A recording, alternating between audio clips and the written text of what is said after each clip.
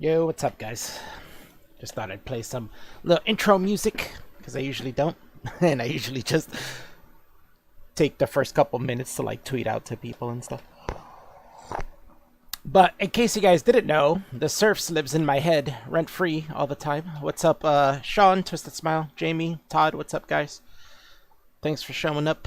But yeah, I find the Serfs, or Lance, to be such a fascinating character that I've become a fan of watching him, because it is pretty funny, and it's like a case study in a person, you know, like understanding why a person acts the way they do, or kind of like the tactics people have as well, and it can be pretty funny.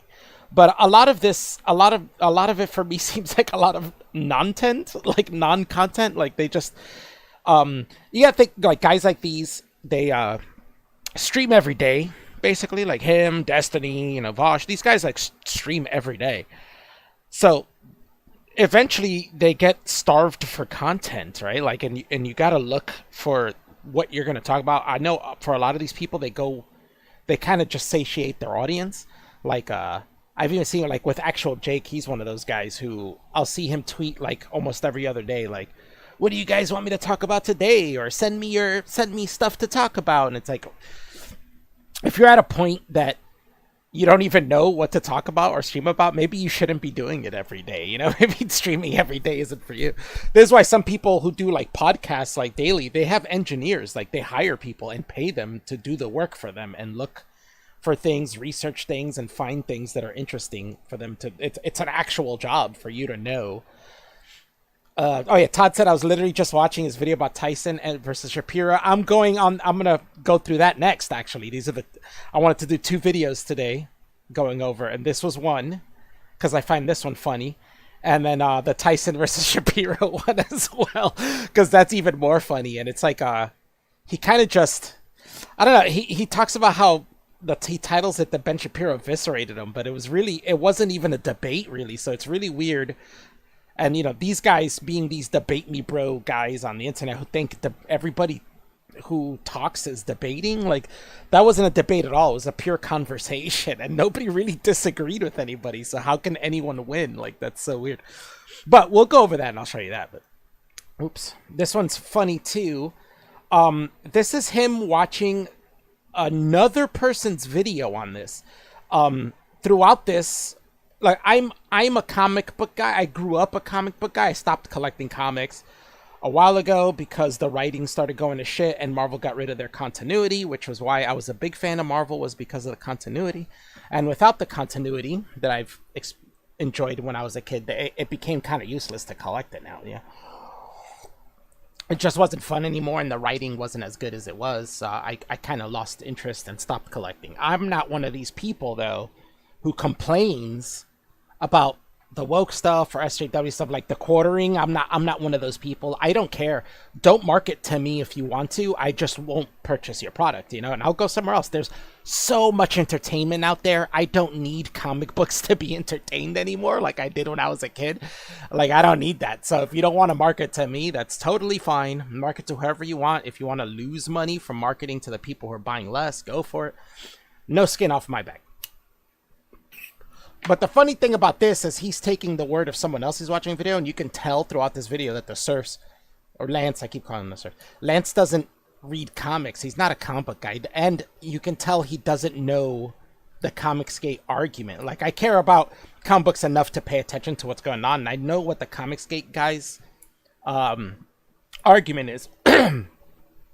So he's saying Comicsgate is a scam. It could possibly be, there's things that this guy talks about that could be scams. It could just be people, I mean, we don't know yet. He's saying it's a possible scam.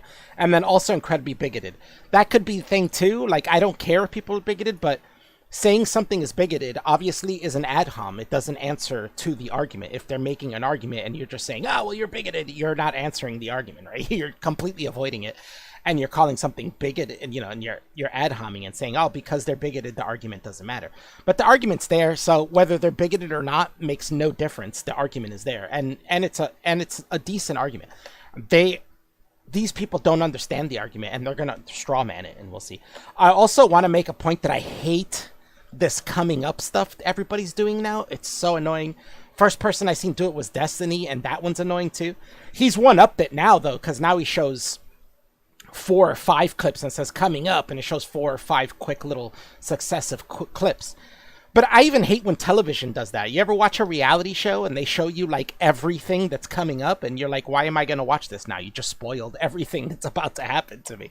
Like, why am I going to watch this? It's the same thing with this. Like, they show you like, this is supposed to be like a grab, like, oh, let me show you my best clip from this video so that you stick around and wait for this part. But if you're showing me the best part of your video, why am I going to stick around and watch it? I already got the gist of it. It's kind of useless unless I'm a big fan or something, or me, who is a fan in a totally different kind of way. But yeah, let's get this started. So you got your homophobia, your transphobia, all the phobias. You know, he's doing all the phobias at once.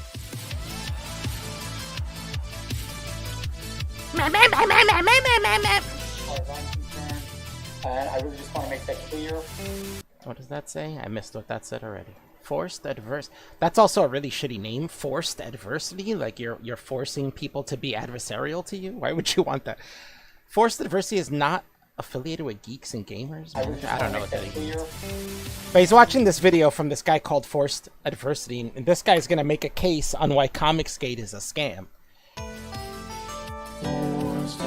Which, I don't know, Comicsgate is a stupid name anyway. Like, who wants to join a group of people bitching about comics? Just bitch about comics on your own and give your own arguments. Why do you need a group? So weird.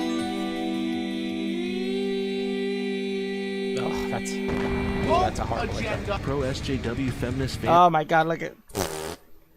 He doesn't... No Bullshit doesn't even make videos anymore. It's so funny that they're still like invoking him after he hasn't put out a video in like a year or something. Tons of birds of prey. Funny.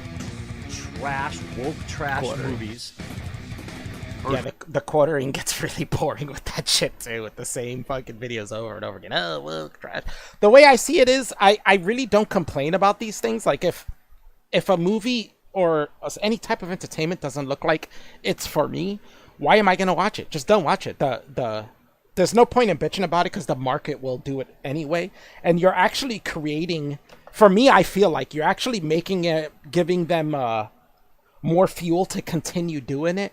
Because, you know, these people, a lot of them have that mentality of like, oh, if there's haters, then, you know, then I must be doing something right. Or if they're pushing for a certain like morality that they want to push throughout their stories, and a bunch of people are bitching about it, then that's just fueling them into thinking, oh, look at all these Nazis and this and that. Really, what you should do is just abandon it. You don't like if you don't like the new Star Wars movies, stop watching Star Wars. You know what I'm saying? I know it was a big part of your childhood, you were a fan. You still have those old movies you can watch over and over again. The new stuff sucks. Don't watch it, you know? And if enough people don't watch it, then they won't do that anymore. But if you look at The Mandalorian comes out, people watch that. If you had the same complaint about that, which I think The Mandalorian was awesome, but let's say you had the same complaint about that, people like it. So let the people who like it have it. Like, who cares? This is where I get with that too, and with comics too. Like, if people putting out comics and there's people buying it, regardless of how shit it is, well, somebody likes it. If they like it, let them like it. But in the end, what happens a lot, especially with Marvel and DC, which are the two biggest publishing companies, and they're the ones who make the most money for comic book shops, for these little mom and pop comic book shops. Most of their money comes because of Marvel and DC, the biggest ones. So now if you say, if they want to, a lot of complaint of Comicsgate is that Marvel and DC doing this woke stuff is alienating the fans, and the sales of Marvel and DC are plummeting because of this. And because of that, comic book shops are no longer able to sustain themselves, because they have been, the majority of their income and revenue comes from selling Marvel and DC books. Another strategy from DC selling stuff, or Marvel and DC, I don't know if DC does it. I know for a fact Marvel does this. But there's a strategy of Marvel where they a distribution that kind of screws comic shops too when they do this, because when they want something to sell and they want to inflate their sales numbers, when you look up sales numbers for comic books, they're talking about how many comics they sold to the stores, not necessarily how many sold from that store. You know what I'm saying? So let's say Marvel gives them 10,000 copies of Miss Marvel, right? Sells 10,000 copies to a comic shop to Miss Marvel. It has some woke stuff in it that people don't want, and they sell, 200 copies, and now they have, 9,800 copies stuck there, just sitting there. Those still count as sales. Those still count as selling, as Marvel selling 10,000 comics. Now, the problem is they force companies into doing this. They force stores into doing this. When, say, Spider-Man's a huge seller, one of the biggest selling comic books from Marvel. Say you want, I can sell up to 100,000 Amazing Spider-Man, comics. Please send me 100,000 Spider-Mans. They're going to say, well, unless you want, 25,000 copies of this Miss Marvel, we're only going to send you 50,000 of this Spider-Man comic. So that way they kind of force comic book stores to buy these other comic books that aren't going to sell in order for them to have the ability to buy these bigger comic book series that are going to sell. So then they screw them over, and this is how they end up closing, because now they have stacks. Yeah, if you ever go to comic book shops, you'll see this a lot of times. You go to a comic book store and there's stacks of sometimes free comics, or they'll have a section with 50-cent comics, which are comics that just don't sell. They can't get rid of them. They're just taking up space. And when you look through them, you'll notice they're all the same copy of the same thing. There'll be like 100 of the same comic book in there for like 50 cents. And you're like, God, when does this end? So I could see what the other comic books in here are, But that's kind of how it works. And this is why these guys don't understand these concepts. And you'll see what they're saying. Oh, also another thing to know is that manga is kicking the crap out of American comics. Like, American comics have been doing nothing but plummeting, while manga has been sky-rising. And then what's funny about that is the Japanese don't really do this whole SJW like woke stuff. They don't do it. So that's not even an issue with those. Meet Richard Meyer. What are your thoughts on the current state of comic books? Comics are kind of weirdly dying politics, specifically identity politics being shoved into. Now, I remember this. This is actually the first time people started finding out the Jim Jeffries show was taking people out of context and cutting around stuff and making people say things they didn't really say. There's another guy, I forget who it is, an Israeli guy that lives in Australia, like Avi something. He actually, this was right after this, and he found out because of this guy. This guy went on here, and they made it seem like, I don't even think they showed this whole clip in here, but they made it seem like he was a white supremacist and a Nazi, like that he was for that. And I remember him doing a whole like tweet thing and then, hashtag and all this stuff because of it, because they totally took him out of context and made him seem worse than he was.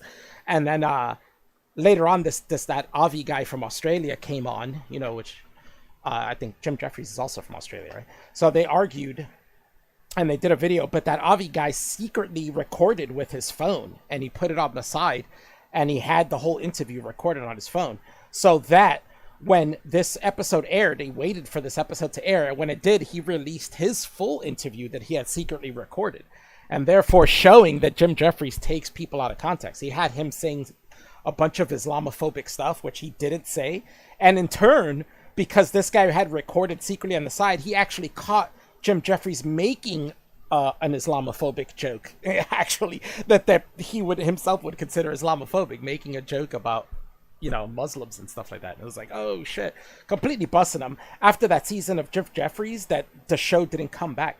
Now, in the end, I think I remember doing a stream about this, and I don't blame Jim Jeffries too much, as I think that's Comedy Central doing that, and I think it's the editors and producers and stuff. It may be called the Jim Jeffries Show and your name's on it, but he's working for them. That there's no mistaking that, like they're the ones who put the show out. Without them, he has nothing. But it kind of ruined his career. Now he's got a podcast now, I think, but he hasn't done any stand-ups. He hasn't done, this show's been done. It's been on hiatus. I don't even think it was canceled. I think it's been on hiatus and just has never been brought back. So I don't know. At some point, they're just gonna say, yeah, the show's done. Everything. All right, so they're showing this comic sales have actually continued to rise every year. There's a problem with this, and I might have to look for it again. God damn it, I should have thought of that before I started streaming. But I found the revenue for this, and this exact, does it say? Shit, I just closed something. Oh, no, I didn't. Okay. Give me 1 second. New window. Because I can actually show you guys this. So, this is 2019 anyway. But it shows comic books are actually doing well. North American comic sales through time. There is a dip here. You'll see that. But it looks like it's going high. You know why? Because manga's doing really fucking well right now. That counts as comic sales in North America. The North American releases of mangas are doing really well. And if you look at that exact, let me see if I can find that exact one they got. Let me see, comic, what is that called? Let me type that. Comic sales report 2019. Comic sales report 2019. I remember I looked at this and I realized something exactly from what they're saying there. It's a really funny thing. Oh wait, is this it? Well, this kind of shows it too. Let's go to this, and I'm going to show you some funny stuff about what the argument is. The argument isn't. He did say he is generalizing comics, and he did say, oh, comic books are doing worse in America. But he's not talking about that. He's talking about American-made comic books, and maybe they cut it out or something, or maybe he just wasn't being specific enough. But specifically, it's Marvel and DC comics, because those are the big comics, those are the ones that keep these comic book shops afloat. So, right, 2019, 1.21 billion sales, more than it has been since, before 2012, which, right before this was a crash, so that's why it's low anyway. But through book channels is like through Kindle or through, like apps and stuff that you can read, not through, no, but that's the same as digital download. I'm guessing these kind of combine together, because I'm guessing book channels would be like Kindle or Amazon, like the digital books stuff. I don't see any other way you can do it. Books channels? I don't know what that means. Comic stores. So this is how many comic book stores are selling. Digital download, 90 million. Digital downloads on the rise. North American comic sales by format. Right. You see, digital sales is on the rise. Comic stores is not high. You see how it's like higher over here. Their argument is about comic stores. If you look at comic shops are dropping. This was in 2015. They were nearly at 600 million sales. Now they're starting to come down. This is older too. I looked at the 2021 one, and right here they're about at 500 million sales. For 2021, they're really nearing 400 million sales. It's about to, probably by next year it'll drop below that line. And then with the coronavirus stuff going on, that could explain it as well. But it has been on a trajectory of going downward, and digital sales are on a trajectory of going up. It's only obvious that would be the case. That things are changing. We're moving up. By format across time. Graphic now. This is now the difference here. Graphic novels. This is a perfect one to show you right here. Back in the day, 2014, graphic novels and single issue comic books were pretty close. Now you can see a huge decline here right now. Comic sales, single issue comic sales has dropped, and there's a huge rise in graphic novel sales. You want to know why? Because manga is sold in graphic novel format. They're not sold in single issue comics. This right here is showing you that manga is on the rise and destroying single issue comics, which is showing you that internationally written comic books made in Japan, where there is no SJW woke culture stuff and it's not going to be in their stories, is skyrocketing, is selling really, really well now.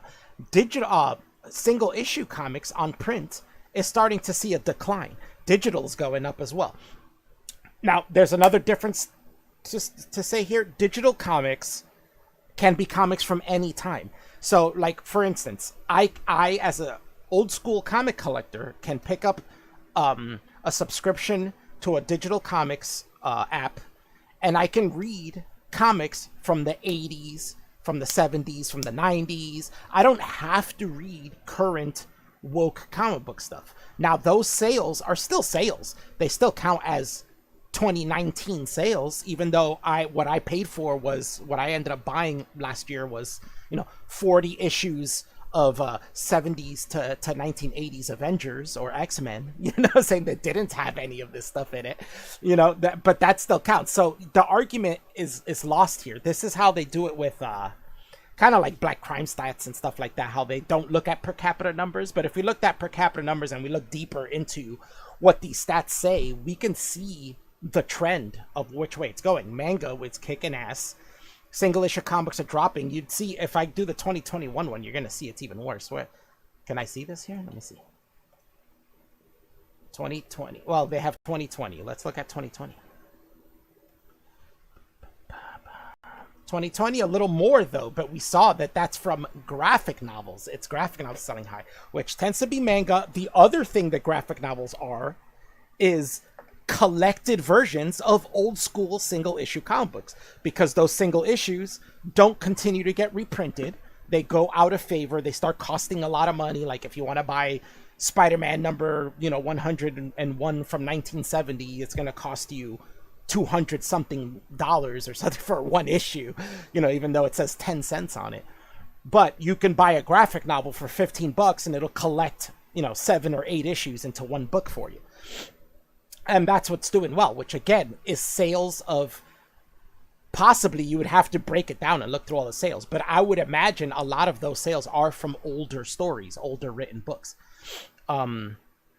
But here we go. Look, comic books shrank even more. Another year later, it goes below the blue line. Digital sales has almost doubled since last year, graphic novels still high. It's reaching close to 900 million. It's soaring up there. Here it is by channels over time. Look at that. Red is digital sales.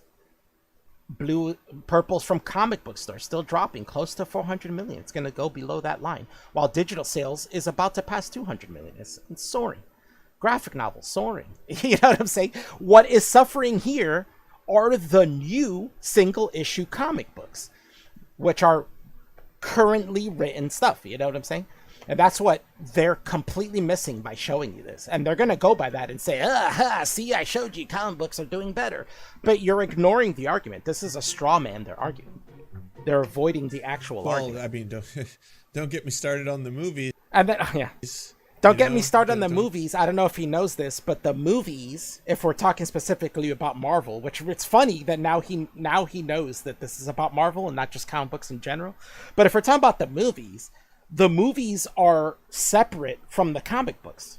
Whatever protocols they have for the comics, where say Disney comes in and says, we're gonna need you to make more superheroes of color comics with blah blah blah. That's gonna run different than the movies. Like the movies kind of do that too, but not to an extreme way, not the way the comic books are doing it. If you don't read the comic books, you're not gonna notice the sharp change in the writing and how this gets pushed like that.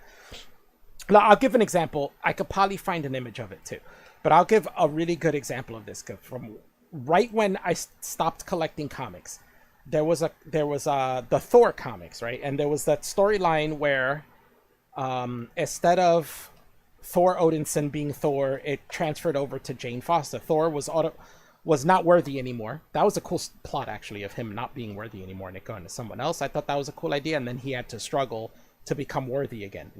It's a cool idea. This is at the edge of like the woke SJW stuff coming in. There was still some well-written stuff, so it didn't bother me as much, but it's when it started getting written bad that it got worse.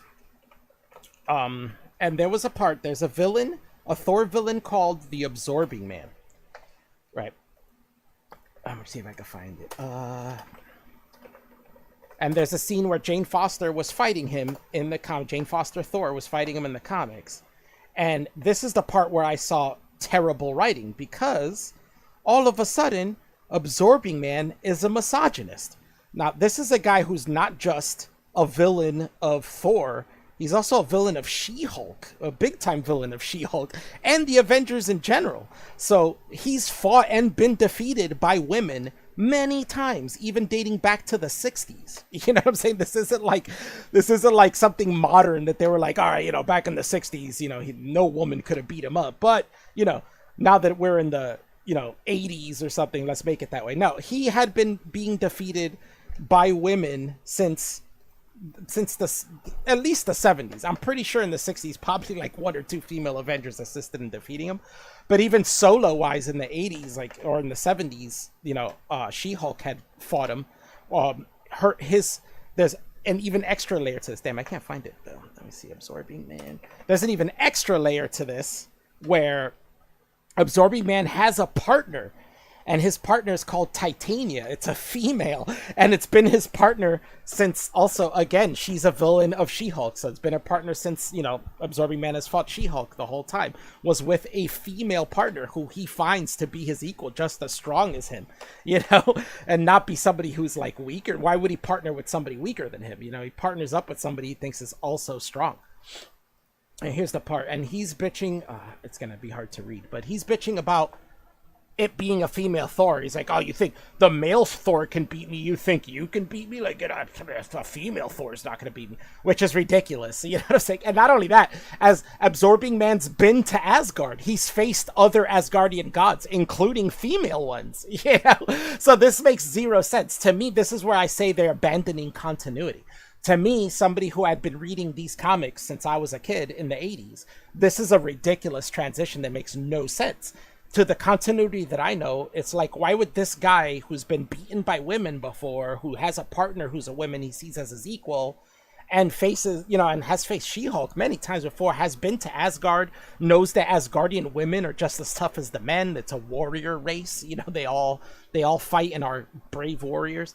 Like, why would he be a misogynist all of a sudden out of nowhere and be like, oh, male Thor barely beats me and we come, you know, we're equal. There's no way a female Thor's gonna beat. He understands Thor. He understands that Mjolnir.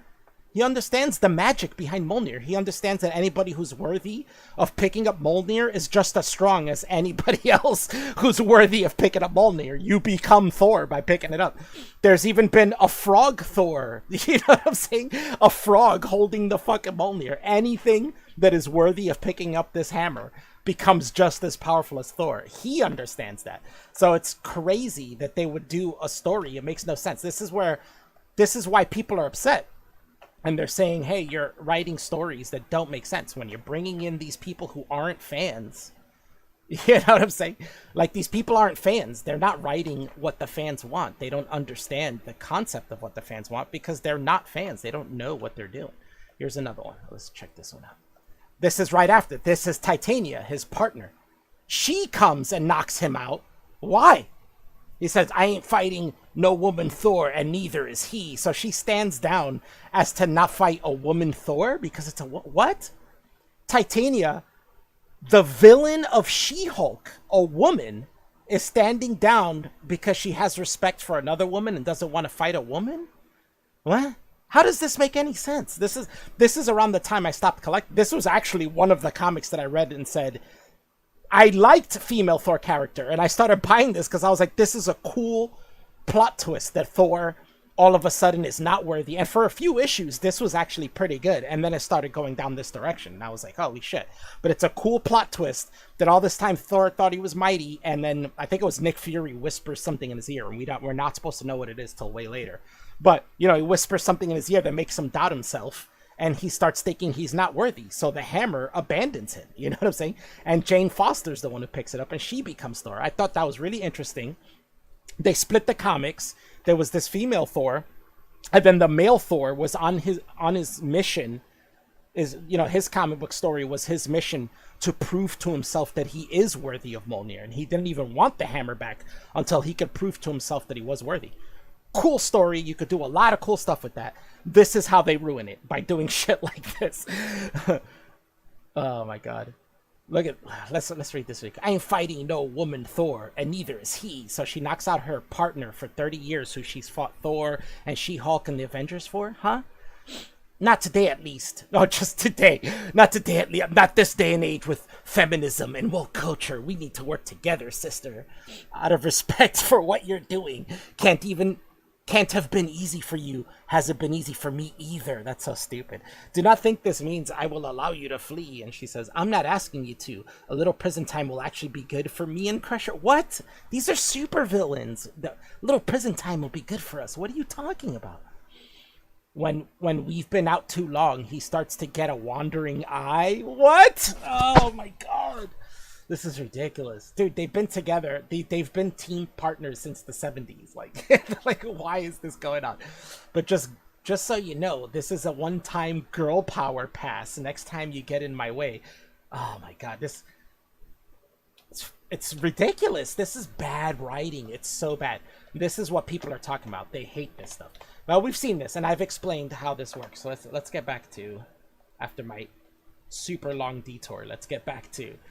Get me started on all the movies. Again, don't get me started on all the movies. Those are ran separately either way. And some of those movies, there is a thing of, none of them have flopped. There is a thing of movies, their movies make tons of money. But there is also a critical thing with the audience later, and then we don't know if the sequels will make money because of it. Captain Marvel, I like that movie. I don't think it's bad, but it's probably one of the worst of the Marvel movies.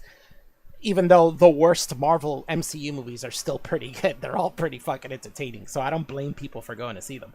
But there is a lot of bad critical reception to Captain Marvel. That may carry on to a sequel. Black Widow now has a lot of I loved the movie. I watched it and I liked it a lot. It's super great. Like Jason Bourne, Marvel style. But even that is had a huge sales numbers for like the first weekend and has now been plummeting since. But that's also, we live under special times. It was held back because of coronavirus, and now there was a simultaneous release within theaters and digital and all this stuff. But it's ran separate. You can't really say, don't get me. This is how I know Lance doesn't know the arguments and he doesn't know comics at all. The comics and the movies are ran separately. I know you say Marvel, oh, it's all Marvel, it's all Disney. It's not. They have different departments. The Marvel Film Company is separate from the Marvel Comic Book Company. They're separate departments. They don't run together. They don't run each other. Paul Feige runs the films. Or Kevin Feige? I guess, sorry, I said wrong name. Kevin Feige runs the films. He doesn't go and tell the comic book people, hey, you guys got to do this and that. He has no right to. He never does. He doesn't do that. That doesn't work. The only time they do is if they have a crossover thing, because sometimes they'll have a prequel comic to the movie to tell the story leading up to the movie. That's maybe the only time he could do that. But there's no connection as well. Whoever runs, I forget, I don't know who runs. I don't know if it's still Joe Quesada. Last time I collected comics, Joe Quesada was running Marvel Comics. But again, Joe Quesada can't go over and tell Kevin Feige, hey, we want to do this in the comics. Can you do this in the movies? Like he would be like, no, the movies do what I say they do. It's a totally different department. They don't run together. Because once we hear about the Go Woke Go crowd, yeah, no, they went broke. Did you see how broke they went? I don't always believe in get woke, go broke either, but there is some of that going around. The sales were even higher in the 2020 pandemic year. Yeah, when we looked through that, it was digital sales that were higher. It was graphic novels that were higher. And what was lower? Single issue sales, which is what we're talking about here. This is what keeps comic book shops open, are the single issue sales. Graphic novels don't make them as much money. Obviously, digital comics don't make them any money. So what makes them the most money and what they stock the most of is single issue comics. Now, if you go to comic book stores, they've added so much stuff. When I was a kid, comic book stores only sold single issue comic books and a few graphic novels. Nowadays, you go, they're selling figurines, t-shirts, all this stuff because they need to find a way to make money. They're not making as much money off single issue comics. Those are declining. Chico, so we've seen that. A character that used to look like a 1980s Dallas Cowboy cheerleader basically looks like me now.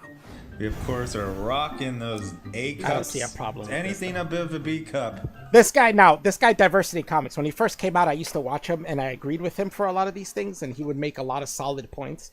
There was one I remember watching of him. They did this Marvel did this character called America, and it was like a Latina-looking girl, but she was actually an alien from another dimension, so she wasn't even Latina, even though she was made to represent Latinas. Like, it was so weird because she wasn't, but she just happened to look like one.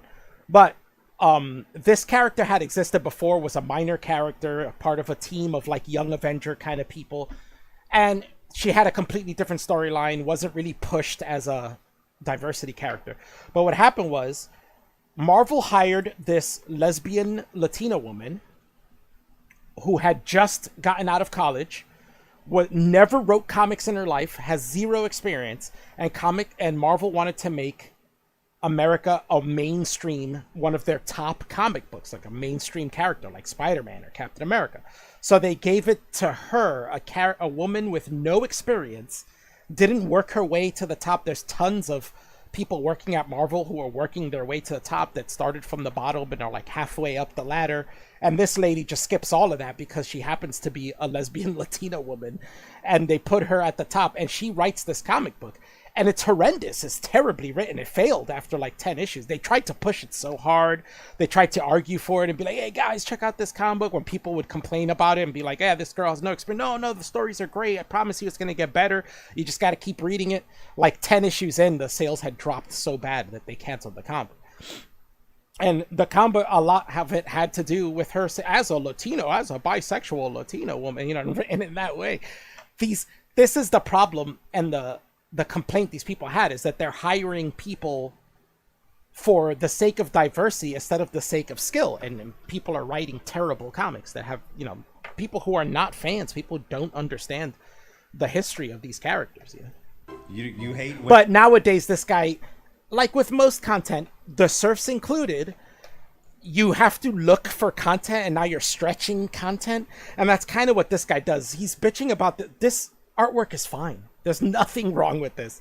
He's like, A-cups. These aren't even really A-cups. I mean, maybe Supergirl, who's a more petite woman, is A-cups. These are like B-cups. Like, what are you talking about, bro?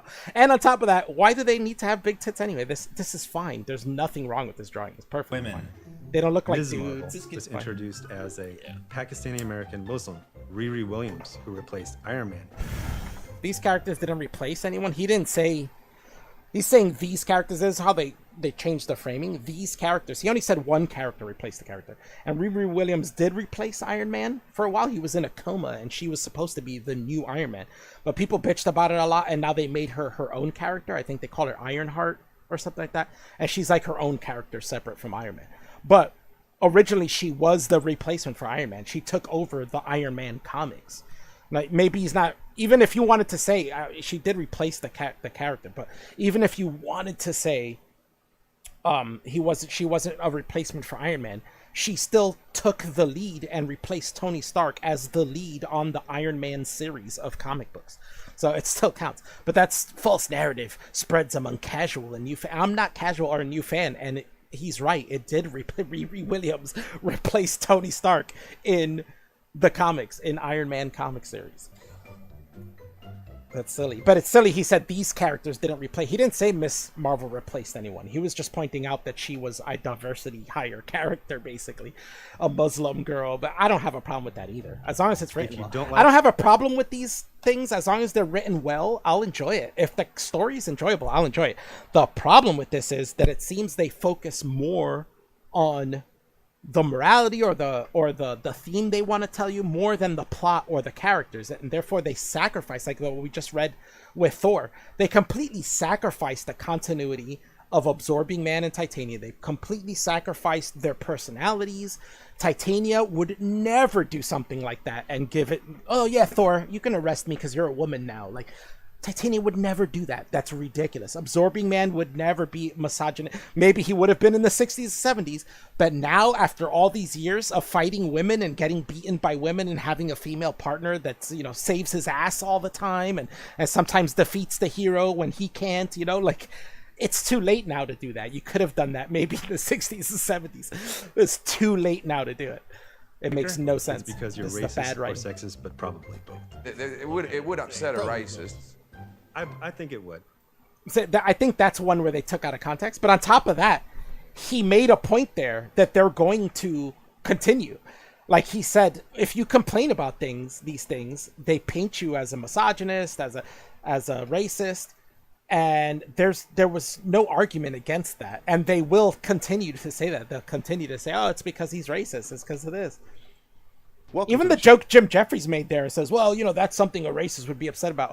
Okay, but, you know, racists get upset about things that non-racists get upset about too, right? Like, that's not really an argument. Like, you know, maybe a racist would get upset if their taxes raised, you know, and somebody who's not a racist would also get upset by that. So what kind of argument is that? Channel, and thank you for being patient last week as I took some time off. It was much needed. If you're not subscribed already, you should, like, probably maybe do that. I don't know, I'm not But your this dad. You notice I keep stopping and talking. Lance doesn't do that. He just kind of sits there and lets videos play. It's almost not content. You're almost paying somebody to watch videos with you who's not going to interrupt or say anything about the videos. It's really weird. I am. Before we get into today's topic, I've got a song that I wrote for just this occasion. This is like how Koreans like the mukbang thing because they need somebody. They feel lonely when they eat dinner and they don't have anybody to eat dinner with, so they watch mukbang while they eat dinner, so feel like someone's across the table. This is like you were watching videos by yourself and you need serfs to keep you company while you watch videos. Occasion. Nice. It applies to this entire video, so it's just a real quick song. I hope you like it. Legal disclaimer song. Also attacking We're gonna women skip that. and people. On the Jim I don't Jeffries want show none of a few that. years back. But Meyer and his crew aren't just fighting what's in comic books, they're also attacking women and people of color who make comic books. Fake geek girls. SJW Marvel is creating heroes that no one would ever look up to. How is that? That's nothing of what he said. He just said, what? When did he say that? But on top of that, the argument is that they're hiring people based on their color because they're women of color and not because they're fans of comics. I made a video about this a long time ago because like I said, I don't care if they push this SJW stuff. I don't care if they want to hire more brown people. I don't care if they want to hire more women. That's all perfectly fine. But you got to understand that they're pushing this on there at the detriment of the writing because that has always been there. I made a video talking about we've always had diversity in comic books. We've always had women in one of my favorite writers growing up as a kid was Louise Simonson. She was one of my favorites. She wrote Thor. She wrote X Factor when that started, when the X-Men branched off and they started X Factor. She wrote that and did a great job at it. She created Apocalypse, one of like the X-Men's biggest villains. She created that character, and she was always one of my favorite writers. Does Lance know who Louise Simonson is? I bet he doesn't, because he's not a comic book collector, so he doesn't know that there were already women writing comic books, and great comic books that have been remembered throughout time and are still revered. The original run of X Factor is still thought of as fantastic, writing and stuff. And then she married Walt Simonson, who drew Thor, and they were a great team together. You had Walt writing it and Louise writing and Walt drawing it, and it was one of the best times for Thor. But he doesn't know this stuff. Jim Jeffries writing this doesn't know that, doesn't understand the concept that we already had female characters. The reason, I remember when people were pushing, we need more female representation in superheroes. You know what they did? They might have changed some characters into women, but they brought back characters they already had. Captain Marvel has been a character since the 70s. She-Hulk has been a character since the 70s. There's Spider-Woman, been a character since the 70s. This was a huge push in the 70s when Marvel was like, why are we only marketing to boys? There's like another whole 50% of the population we could be marketing to and make more money. Like, it only makes sense business-wise to try to bring in girls. Before superhero comics were popular, there used to be romance comics, and girls used to collect that. But romance comics faded away, and people didn't like them anymore, and they didn't make money anymore. So Marvel tried to bring women into comic books in the 70s. It failed. Nobody bought those comics. In the 90s, another big push. There was She-Hulk came back. There was other female comics that came back. They brought back Spider-Woman after she had been gone for a while. Guess what? That failed too, because people aren't buying them. So it's not a problem of diversity in the sense that, oh, they're not making these characters. They are. People just aren't buying it. Like, where were you when they were pushing that? Where were you? You're bitching about it now. Well, where were you? You could have gone and bought those Spider-Woman comics. You could have gone and bought those She-Hulk comics, but you didn't. You know what I'm saying? And now you want to bitch about it. Now that it's popular to bitch about every medium and say, oh, where's all the women? Where's all the people of color? Now you're bitching about it. Black Panther, another character, has existed since the 60s. His comics, he's had many single, solo runs. Black Panther comic book #1, blah, blah, many of those. They end up failing because people don't buy them as much. Those characters just aren't that popular, So now they're forcing it, and this is why these characters are failing. This is why Marvel Comics, the comics branch, is failing. Books. They're hiring people for the BuzzFeed. Look, we hired this The BuzzFeed. overweight black woman. Isn't that exciting? You have said that some women sleeping their way Cosmicate. to get into Oops. these positions. So I did one video. It's a Freudian common thing slip. for my enemies to bring up. Literally sucked her way into the comic industry. Of course. Is a dumpster. You called Of a woman course. a dumpster. Yeah, it's funny that Jim Jeffries says that, as if Jim Jeffries has never called a woman a cum dumpster. I bet you any money he has. Yeah. This was the pinnacle of Comicsgate. Before But he very ate many it. people He were said, yeah. aware of He the ate outright it. He's like, bigotry yeah, I talked rough and dirty sometimes. Like, I apologize for that or whatever. He ate and that. misinformation that are at the core of this organized tantrum. What's I've seen the a few of his misinformation? sycophantic defenders saying that the interview was deceptively edited to make him look bad. Okay, so how do you feel about this black Superman? Okay, a slightly less black Superman.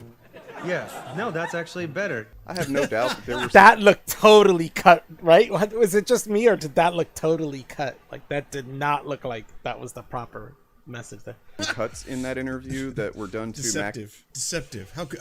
Yeah, see, and he's mocking that, but to me, that looked really cut. That was a weird cut, even. That looked strange. But they're biased, and they just wanted to go that way. Dirty, How weird. could that happen? But that looked like a maximize weird cut. comedic effect because, it is a Comedy Central show after all, and Lil Dick Meyer knew that going in, so, what's his excuse, right? But the words that he said are just right there. It's not like they cut together entire sentences. The stuff he said was just downright embarrassing No, for but any... it's not that. But if you watch exactly, this is why that other guy Avi recorded his thing. If you watch that, yeah, the things he said, he did say, but they add them to different questions, and therefore manipulating what it means. The context is changed. You know what I'm saying? And the context, there was something with that Avi guy where I don't remember now because it's been a while, but he said something that they were twisted to sound Islamic phobic. Like he was saying, yeah, we should get them out of our country and this and that.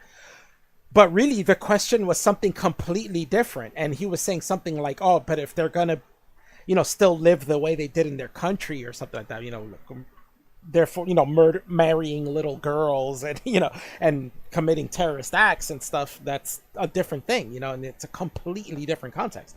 And they take it and they change it. So now the things he said here can be taken completely out of context. Like just that one we were watching. Maybe he said, yeah, that's better to a different picture that he was showing, and it wasn't that one, Why would he think a black Superman is and then a slightly less black Superman, who was still a black dude Superman, it was just a little lighter skin, he said, oh, now that's better. That doesn't make any sense, that has to be taken out of context, I would think. I would love to see the original edit of that. grown man to say publicly. Or I'm any sure it human feels good in to general. type that kind of crap, from behind a Twitter screen or whatever, but when that What kind of crap? delusion meets the real world, it's going to sound pretty stupid to most sane people. Richard Meyer is a Yeah, it was a 12-year-old deceptive spoiled cut. He brat explained in a things grown like- man's body. Entitled, misogynistic, transphobic, racist, all the hits. He's waged harassment campaigns against... But again, maybe that's true about this guy. I don't give a shit about this guy. But even if that is true, how does that's an ad hom, right? Like, how does that destroy his argument in any way? He still has his point, and you haven't answered his point in any way. All you've done is try to show, oh, he's a racist. He says these things. He attacked this person. He called the woman a cum dumpster. I can't believe it. But like, how does that go against his argument? How are a you lot of his arguing that? critics, most of whom are And women. on top of that, it's funny because this guy's point is, oh, all these non-fans or new fans believe him because they don't know the history of comics and they don't understand how comic books work and this and that. So why aren't you making an argument against what he's making? If you know as much as he does about comics, where's your argument? Why are you just attacking his character instead? People of color or queer folks. So yeah, huge piece of crap. Meyer sued actual comic professional Mark Waid a few years remember that. ago because Mark Waid was one of Mark Waid went out of his way to make sure that whatever his name is, Richard Meyer says right there, that Richard Meyer couldn't sell his comic books at comic book stores. There was a certain distributor that he had a connection with that he called them up and said, hey, you are selling this comic book by this guy Richard Meyer. Do you know he's a misogynist and a racist and all this stuff? And then the next day, Richard Meyer gets an email saying, we will no longer be distributing your comic books. That's why he sued him. That's a legit reason to sue somebody, I think. The many people who alerted Antarctic Press to Meyer's behavior when Antarctic had just agreed to publish his comic. The publisher dropped his book, and Meyer decided that Mark Waid was the next target of his grift. It's not a grift to sue someone because they got you to not... They got a distribution company to drop your product. That's not an invalid reason to sue somebody. Has voluntarily dismissed lawsuit, and then he voluntarily dropped that it. That lawsuit was dropped by Meyer last year. And the parties last year after like 3 years, though, probably agreed not to discuss anything publicly. The total raised for Meyer's book was... They agreed not to... There's something missing here, and you could tell. Agreed not to discuss things publicly, to me, sounds like one person paid off the other person. That's what that sounds like. Mark Waid, who works for big, comic book companies, DC, Marvel, he's got money. Like, he said, all right, look, let's drop this suit and I'll give you this much money. I bet you any money that's what happened. It's weird to just say, oh, he just dropped it for no reason and they both decided to, and then he's trying to make it seem like that's bad on Meyer. I think that seems bad on Waid. It's probably him. $250,000 or so. Anyway, we start off right here. Oh, wait, what did he say about I got confused. Raised for Meyer's book was $250,000 or so. Anyway, we start off right here. And I got confused, so I go, "Oh wait, what?" Yeah, it seems like he's doing a boss run of all the classics. So you got your homophobia, your transphobia, all the phobias. It's funny. Lance says that. Where did he get that from? Is it me, or did he just say that randomly? Because they haven't even showed any Islamophobia at all. They haven't shown any. They haven't shown any homophobia at all in this video clip. The guy said it, but he hasn't shown any evidence of that. So that's weird. And Lance is sitting here. Realize Lance has not paused the video for a while. He's let a couple of minutes play of someone else's video and then pauses it to say, yeah, it looks like he's going through all the... What? Like, what are you talking about? That's your comment? Holy shit. He's doing... This is amazing to me. This is why I love what? Lance, man. Why is this a woman I'm a being fan. drawn to be like sexy and alluring and fit and happy? It was just a bait and switch because this is what we get. This is what I'm talking about. This dude stretching content. Like, this is bad. Look at this artwork is bad. Like, this looks like a 12-year-old with an adult's head. Even the arms are too long. Those arms are long as shit. This is terrible artwork. But it is a stretch. Like, who gives a shit? Like, if this is part of the story that she's walking around her house in pajamas, who cares? Like, so it is true. This guy's content is garbage, and it's been garbage for a long time. Like I said, he started off, he had a point, but there's only so long you can make that point for before you're kind of stretching just to look for content, Yep. Take that, male gaze. Is he saying male gaze? Like, complaining about a woman not being drawn sexy right after he talks about the woman being drawn sexy? That's not... That guy... Let's watch that again. He completely missed the point of that. He completely ignored everything Richard Meyer said there.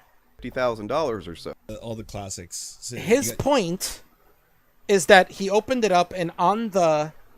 This is called a title page, right? Because this is the title of the story. So, and on the title page, they draw this, beautiful looking domino. They make her look like a beautiful woman. Homophobia. And then he opens it up, and she's drawn phobia, like a... all oh the my phobia. God. I must have gone too far. And then he opens it up, and she's dressed in pajamas, not looking right, not even drawn well, drawn like a little girl instead of being drawn like a woman. Yep. Take that, male gaze. But he wasn't complaining. Yeah, and then it says complaining about a woman not being drawn sexy. Not true. He was complaining about a woman being drawn sexy on the title page, and then within the panels not being drawn sexy. Like, they tricked you and lured you in with one sexy picture and then the rest of it is not. I'm sure that's total bullshit. I'm sure if you go through more of the comic books, there's like action and Domino actually doing things where she's, looking sexy and stuff. So it's probably total bullshit. Is he saying male gaze? Which this guy could have dunked on him with. If he had that comic book, or, if this is your job where you're making videos and you make money, he could have paid the couple of bucks to buy that comic book on digitally and have that and bust them on it and be like, well, look, if you keep going later on, you could see she's back to being drawn sexy again. G-A-Z-E? Or is that... the problem really was that it was just shitty artwork. And that dude, whoever drew that... Also, why are all these people draws girls with, shitty when they're wearing pajamas? It looks like she was tall. This is another common thing these lefties like to do. If you complain about something, or if you complain about maybe something like this, like, oh, how come she's drawn like a sexy woman here and then drawn like a toddler in this next page? If you complain about that, it's because you want to get off on it. That's the next thing. These guys have been doing that a lot lately. I remember Sean got into a little beef with actual Justice Warrior in the chat. Sean, that's what I'm talking about. Let me pull a little name calling out here. Who I challenged to a debate. But Sean and actual Jake got into a little beef on Twitter. Somebody posts a picture of actual Jake's profile, and he's super fat and his belly's out to all nowhere, and his feet looked small. So Chris says, oh my god, this dude's foot size is like a 7 or an 8. It's tiny, you know. And then they get into an argument about it, and they start arguing with her about it. First off, she didn't even care what his size foot was. It was just a comment like, oh my god, that's like a size 7 foot. And everybody starts arguing with her about it from his fans. And it turned into his fans gaslit her into saying that she's the one obsessing over it, over just one comment. And then after that, she was just responding to them flipping out about that one comment. And then they switch it to, you know, eventually after arguing for a while, they switch it to, oh, you're the one obsessed with his feet. What do you have, a foot fetish? And then all of them started piling in separately, like separate accounts, talking foot fetish stuff and saying, well, you're the one with the foot fetish, blah, blah, foot fetish. Just because she said his feet look small. This is the thing. This is the new twist of argument. If you complain that, oh, how come all the women in this comic are drawn like boys, you know, like I don't find them to be, you know, some women are attractive. They used to draw comic books characters and some of them would be attractive, some of them wouldn't, but a lot of them would be attractive. Why are they purposely not drawing them attractive now? That means you want to get off on it now. Like that's their new argument for the quartering. He tweeted out that picture of the quartering. Watch. So now this means the quartering wants to get off the cartoons because he tweeted a picture. Watch. It was She-Ra, but he wanted all of us to cope because... Oh, yeah, this is not getting it either, man. This flew right over his head. Really get off. Let's see. This flew right over his head. When he says cope, he's making fun of them.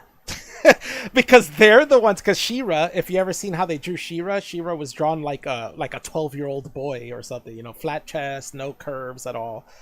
So this is making fun of them, drawing it in the exact opposite extreme, giving her breasts way too big, way too many curves. You know what I'm saying? So it's a joke. They're not understanding a joke. When he's saying cope, Serfs literally thinks that this is what quartering wants. The quartering doesn't really want this. He's making fun of them. It's an exaggeration in order to make fun of them. And then say, oh, cope, you know, because they're the ones who say that. Like, how do they not understand this? This flew over his head. He thinks the quartering wants this and wants to get off on it. I don't know why the quartering wants to get off on these things. It's like, what? No, that's not the point. And even still, these are the kind of people who would defend someone who wanted to get off on this, right? Wouldn't they?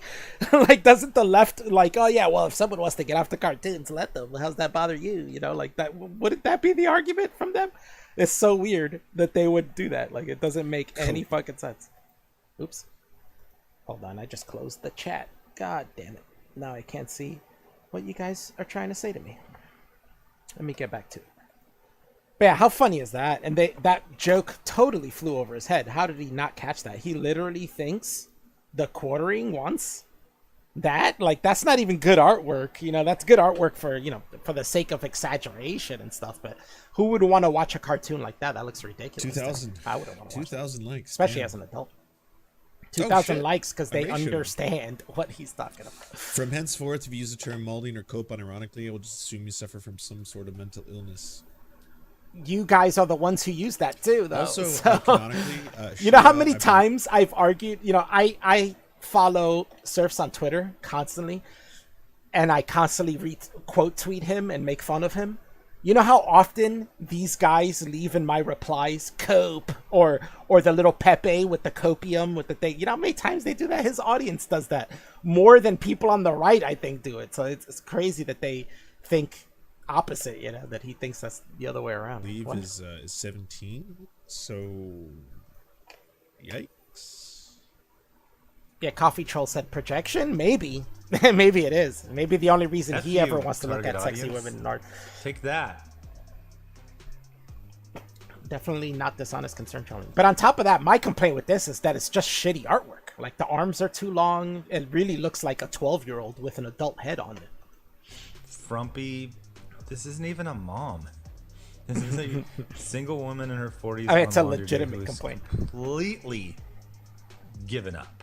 Richard Meyer's YouTube channel, which is now called Ya Boy Zach for some reason that I'm sure has nothing to do with avoiding suspension, was originally called Diversity in Comics. Why would he be suspended for his title being Diversity in Comics? And why would changing your name move you away from being suspended? Diversity in Comics doesn't sound like something... Am I wrong about this? Or does YouTube take down channels whose name has diversity in it? I don't know.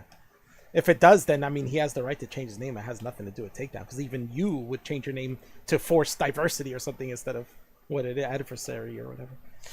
And then, you Meyer know, claims to not be against that diversity, wouldn't be wrong. but is merely against Avoided that. forced diversity, which is an entirely subjective metric that nobody can point to any objective definition of.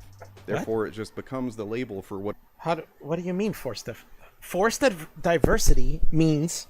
You include diversity in comic books at the expense of other things, like plot or art, you know, or even customers buying your products. Even that, like, that's what it means. What do you mean? There's no clear, definition? Phantoms you want to apply it to, whatever is going on in a comic. Oh, there's a woman in this comic, so let's force diversity. That's not true. There's always been women in comic books. That's not what they're saying. This is the straw man of the argument. Black person, they're talking about being a black. Although this does happen, this is why this kind of talk doesn't help the situation even as much as they think. Like, this does happen. People do take this too far. There's what with the quartering, I say this all the time. He takes it too far sometimes and any time. But this is the problem of stretching for content. Like, they want content so bad that any time now you have a female lead, they're going to be like, oh, they're forcing diversity. And then now we're missing stuff that could be good, like the original Alien movie that, Sigourney Weaver, Ellen Ripley, great fucking character. Linda Hamilton in the Terminator series, great character. They ruined her now in the newer ones, and she's a corny character.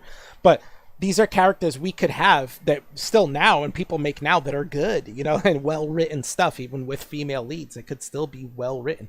I liked the Black Widow movie. That's a female character, but Black Widow is not a diversity character. But imagine she was a new character and they'd be like, oh no diversity, and it's like, that's not really the point. Like, you're doing that. But even if the point was diversity and it was a good movie and written well, and they didn't focus on the fact that it was diverse and they just played it straight like a well-written thing, I would not mind that either, and I'm totally fine with that, and I'll enjoy that as well. I liked, even though it did have some SJW stuff inclusion in it, I liked the Watchmen TV series. I actually thought it was pretty good. I thought the story was well written. There was a couple parts I had to roll my eyes to, but when I got past that and just got to the story itself, it was a well written story. I enjoyed it. It made me think, and I had to do with all types of, strange plot twists and stuff like that worked really well. And a lot of people were turned off just by the SJW stuff and didn't watch it, but I watched the whole thing and I thought it was a pretty well written fucking show. The only problem was the SJW stuff. If they had taken that out, it would have been perfect and probably be a hit show. But yeah, so they're right that the people do push this too far and do that. But those are people stretching for content. This still isn't an argument against the original argument. You're not supposed to talk about being a black person or a Muslim or whatever, right? That's forced diversity. They call it forced. No, yeah, you could talk about it, but naturally. But when you're reading, we just read that Thor comic. When you're reading Thor and Titania, is not going to fight Thor now and knocks out her husband/partner in crime for 30 years because now Thor's a female. What? You know what I'm saying? That's what they're talking about. They're not talking about now all of a sudden there's the character's a black woman. Why can't they talk about them being a black woman? Yeah, they can, but not in that way. Make it natural. That's good writing, is natural. Is subtle. But those books... Twilight Zone was super popular. Still, now today, you watch the Twilight Zone, it's still relevant today. These are well-written stories that are subtle with their message. They don't make it super obvious. So a lot of times with Twilight Zone, the point is for it to not be obvious until the very end, you know? And then you realize what's going on. Making multi-million-dollar movies and TV shows and stuff. You know, this is well, pretty common. Making multi-million-dollar movies and TV shows doesn't mean they're gonna be successful. Although they probably will. Marvel, when it comes to television and movies right now, have not been failing. With Comicsgate, they make extremely subjective claims. But they can fail if they start falling towards focusing too much, which they do sometimes, but they have gotten to the edge to, focusing too much on the message they're trying to give then and sacrifice plot and good filmmaking for it. Most fans disagree with. They use those claims to create clickbait articles and videos and so on that entice casual and new fans to believe basically what they're saying is true. They take it as the gospel. Then you've got a whole legion of people going SJW, SJW, SJW at everything they don't like. You know, to their credit, it seems to work. You know, they've built a legion of mindless followers on misinformation, rage clicks, and but he keeps saying misinformation, but he's not showing what the misinformation is. What is the misinformation? This is why this is more of like an opinion piece. You know, like I said, they show us stats, but they don't explain the stats. You know, they don't go through it and explain it. He's saying this guy's spreading misinformation and they're following it. But if he argues with these people and he says, hey, Richard, you know, and that person argues, oh yeah, well, this comic book did this. And he says, oh, well, Richard's giving you misinformation. They're just going to post a screen cap of what they're talking about straight from the comic book and be like, well, look, because you know what? These guys are mostly our fans. Most of these guys who are complaining are really fans and they know this stuff. They read these comics. You can't just say he's spreading misinformation and people are following it. People are seeing what he's seeing. Maybe you could say his reasoning's wrong because the left and the right both do this and they'll call something out. And you could be wrong about the reason why it's there, but the thing you're calling out is there regardless, you know? And if you want to debunk that, you have to have an argument against the thing that's there. Only veiled bigotry. Then they reap the rewards by offering an alternative product when they manage to actually get their comics out on time. Meyer has been This is the part where he starts talking about scam, which might be a scam. Laughed out of Notice again, Lance has not said anything for a while. I've gone through 8 minutes of this, and I've talked for like an hour worth of shit already. Lance has not said nearly shit. Every online community he's joined in the This is because Lance doesn't know anything about this. Lance is not a comic book connector. He doesn't understand this world at all. He's watching this guy's video and taking his word for it. Meanwhile, this guy has barely shown any evidence. All he's doing is saying things.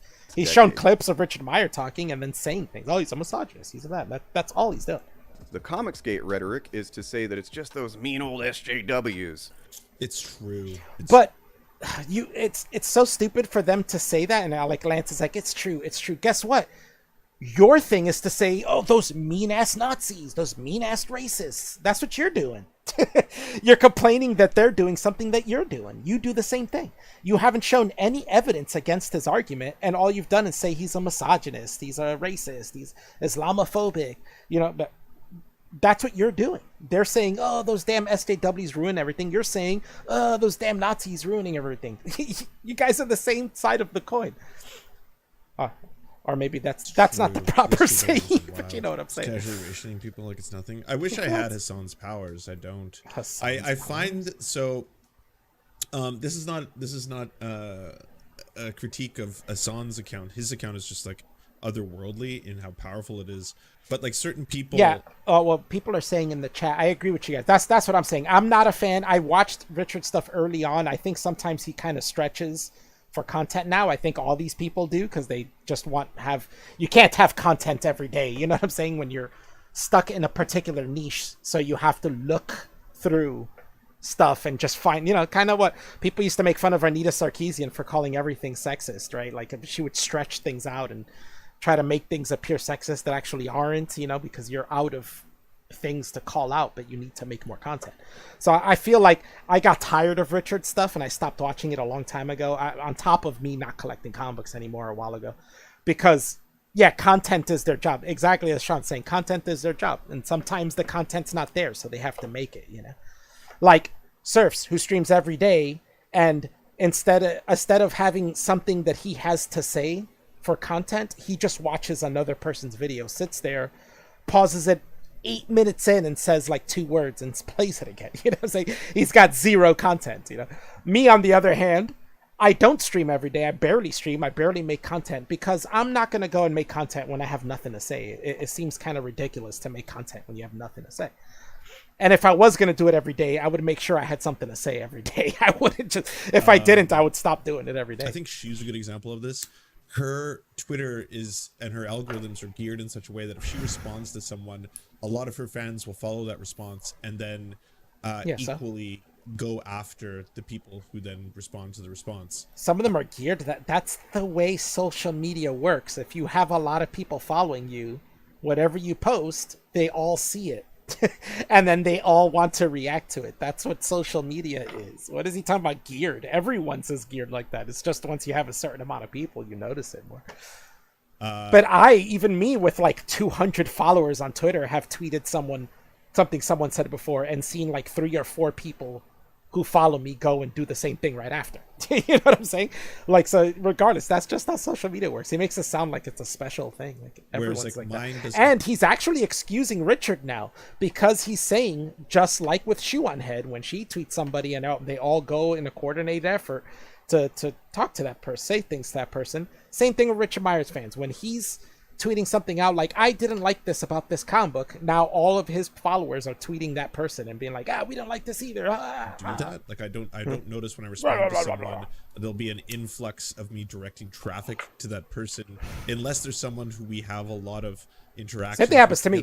Go and but it normally go and like, disagree with actual. Go and quote tweet anything you see on Twitter that actual Jake tweets out.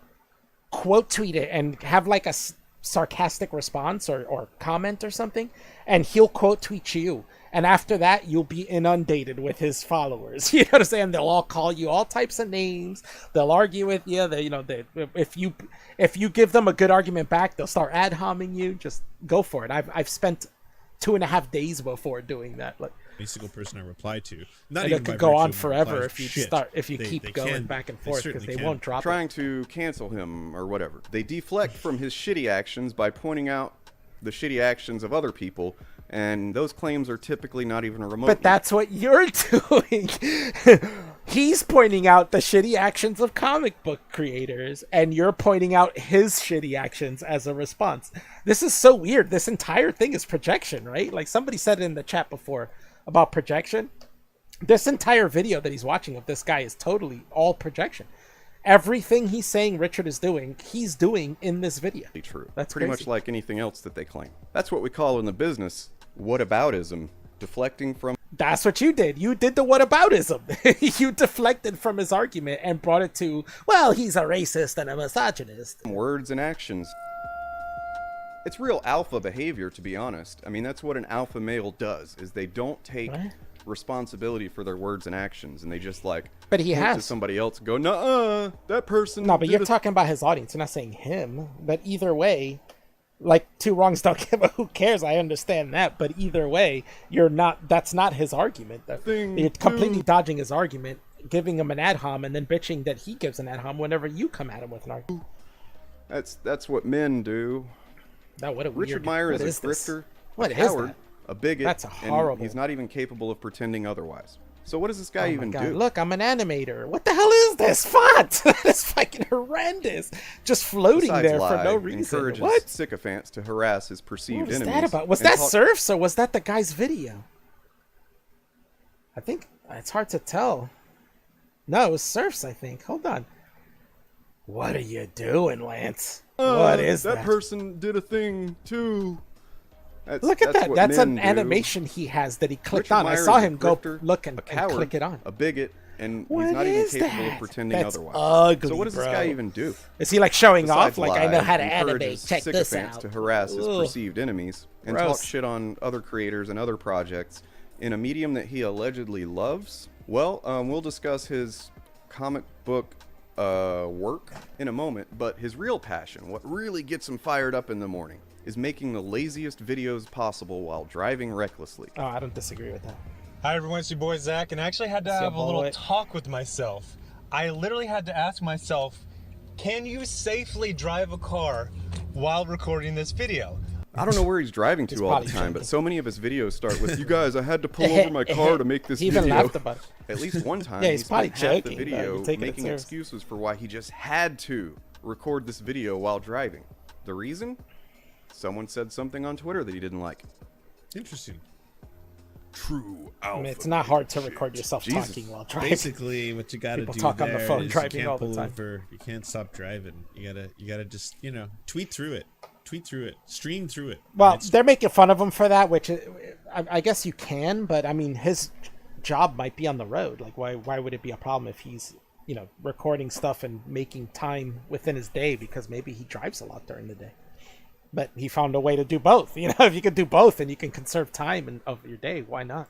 That's extra time when you get home you can spend. Man with your triggered kids. much? So sensitive to others' views that he risks his and others' safety to whine about it in a video? Of course, calling it a video is putting it charitably. It's kind of like playing one chord on a guitar and just calling it a song.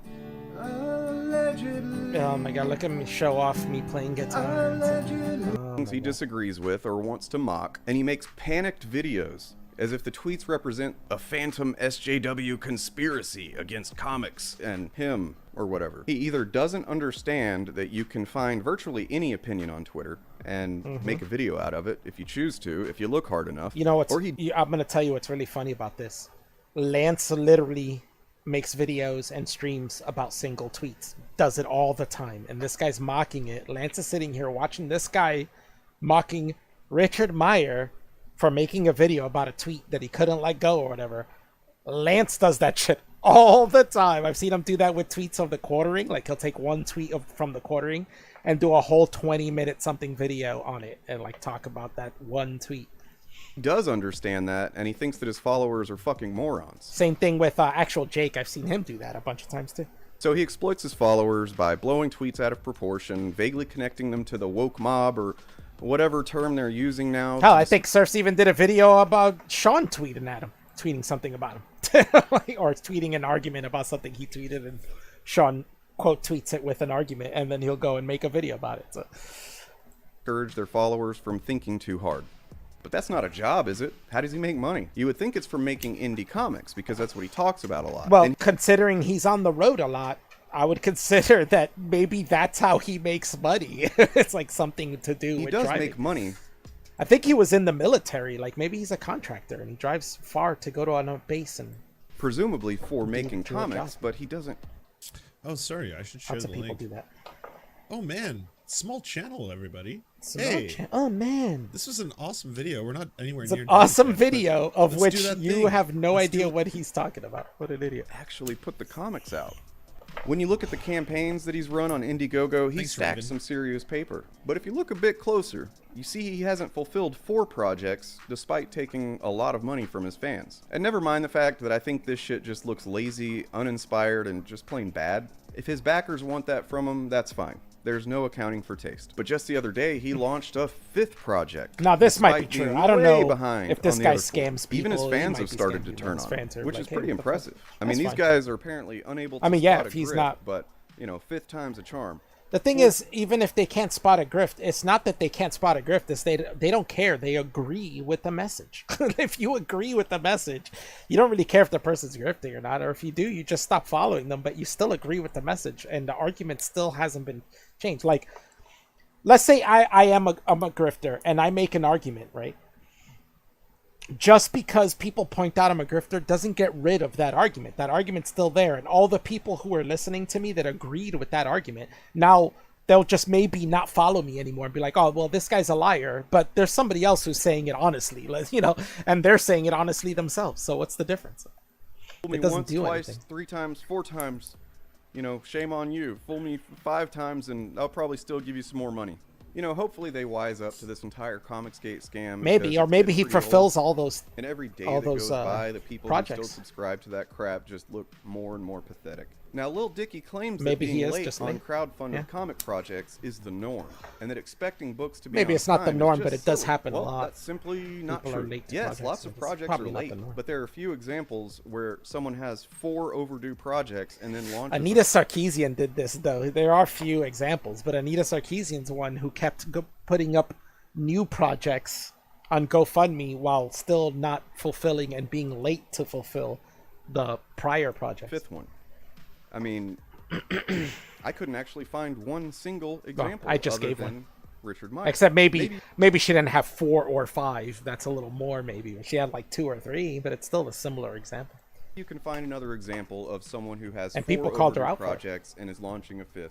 But, you know, let me know in the comments if you... And if is you know launching about it has to be that specific Altogether, he's number. raised over $500,000 for his projects.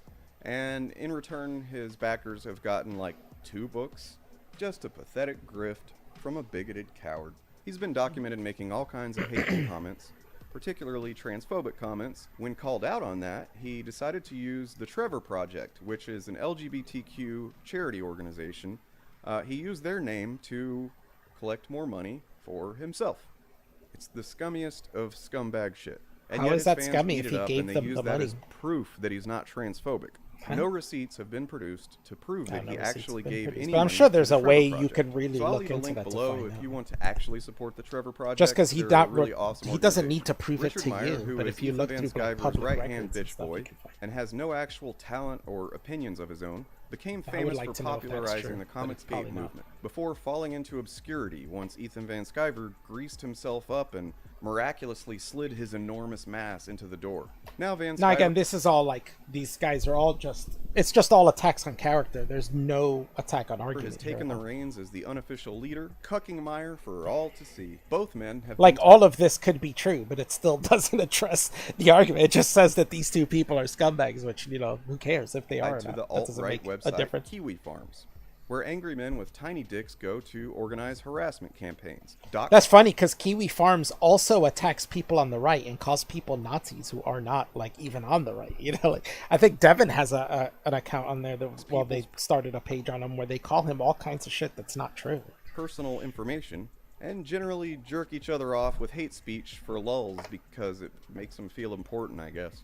Before we go, let's look at a comment that I got on a recent video. I don't know if it's the YouTube algorithm to blame or whatever, but as an impressionable teenager at the time, I used to be part of Comicsgate and anti-SJW BS in my One younger comment. years. This is such Well, a I'm bad 21 thing now, to so do, imagine is to 16 find being one young for comment me. and read that. It was only a matter of time before Kiwi Farms popped up. You know, Kiwi Farms, the kind of alt-right troll farm. It's not. Am I wrong on this? Maybe you guys know more than me. I'm not too into the internet stuff. But is Kiwi Farms an alt-right thing? I thought they were against everyone because I've seen them call people on the left like alt-right and shit, and call people Nazis who aren't, like acting as if they're far left. I would think they're just kind of like, I don't know, like a spite machine. They just diss on everyone and hate everybody. Numerous people having unfortunately killed themselves at this point. And some people very killed dangerous. themselves. I don't know. People killing themselves over shit on the internet is stupid. I don't know if we can blame the internet over that. Community of individuals who will dox people and try to destroy their families to try and silence them. And as I got older, I started But that's like the left does that too, is dox people. to realize that it was really dumb, and honestly, I wish I could take that time back. Then again, I don't have the time machine washer like you This have. seems like bullshit. I wish I could take that time back. Who cares? You're a 16-year-old. Like, what are you talking about? Which is a reference to my Marvel Before the Agendas video. I'll leave a link below. I've started to read comics and realized that Oh, I'm gonna have to watch that one. Marvel Before the Agendas video. there is some great stuff to this Might day. have to watch that. I'm not sure if this Comicsgate BS will ever end, but I hope more people that are part of those crowds They're can not realize it's They all gotta have a way BS to get and a there. major grift. I looked at your channel and it's a breath of fresh air compared to other comics content on YouTube. Yeah. I think that comment says it all. And I hope other people It says will it all. see like One the comment says everything. commenter and take a step back and ask them. One of the most But just because this is an idiot who was a 16-year-old kid and was following this dude and probably looking up to him, found out he's well, at least to him, found out he's a scam artist or something, changed his mind, and now he wants to come watch your content, that isn't an argument against the things that the other guy was saying. That's still the same thing as, I saw his character and that kid is so weak that he's like, oh, because this one person's character, I don't like this one person's character, now I'm gonna completely change my mind about everything. Like, huh? Also, the kid's 16. He has no concept of the history of comic books. He wasn't reading comic books before this. Most like apparently brilliant Before coders Marvel's of and SNES comics started emulator. getting SJW involved before And this era.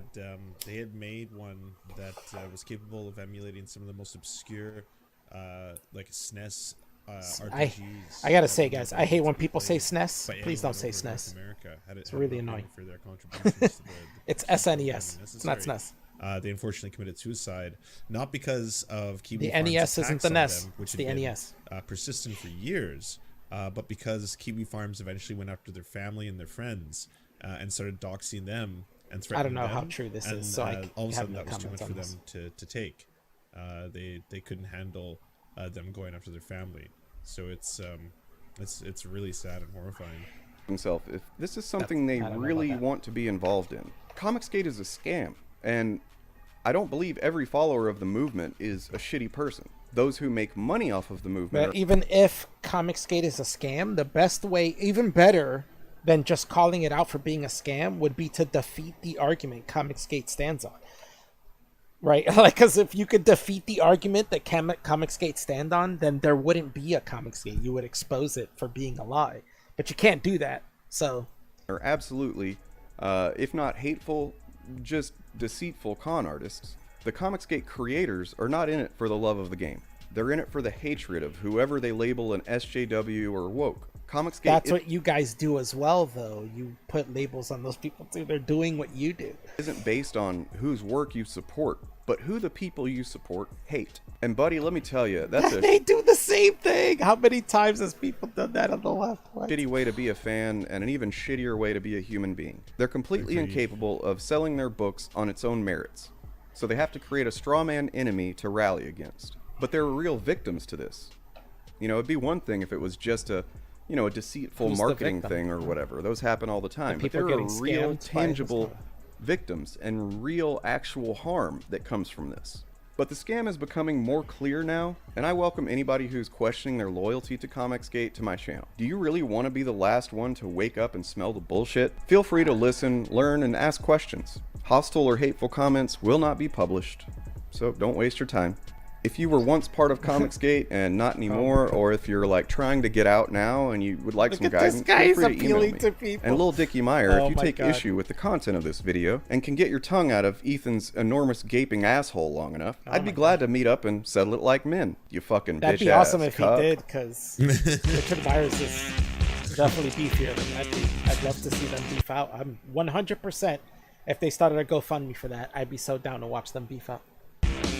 So, I would chip if in you're on interested in supporting this channel, Again, Lance doesn't know anything about this. He can't verify if anything that this guy that he's promoting in this video he promoted, he can't verify if any of that is true.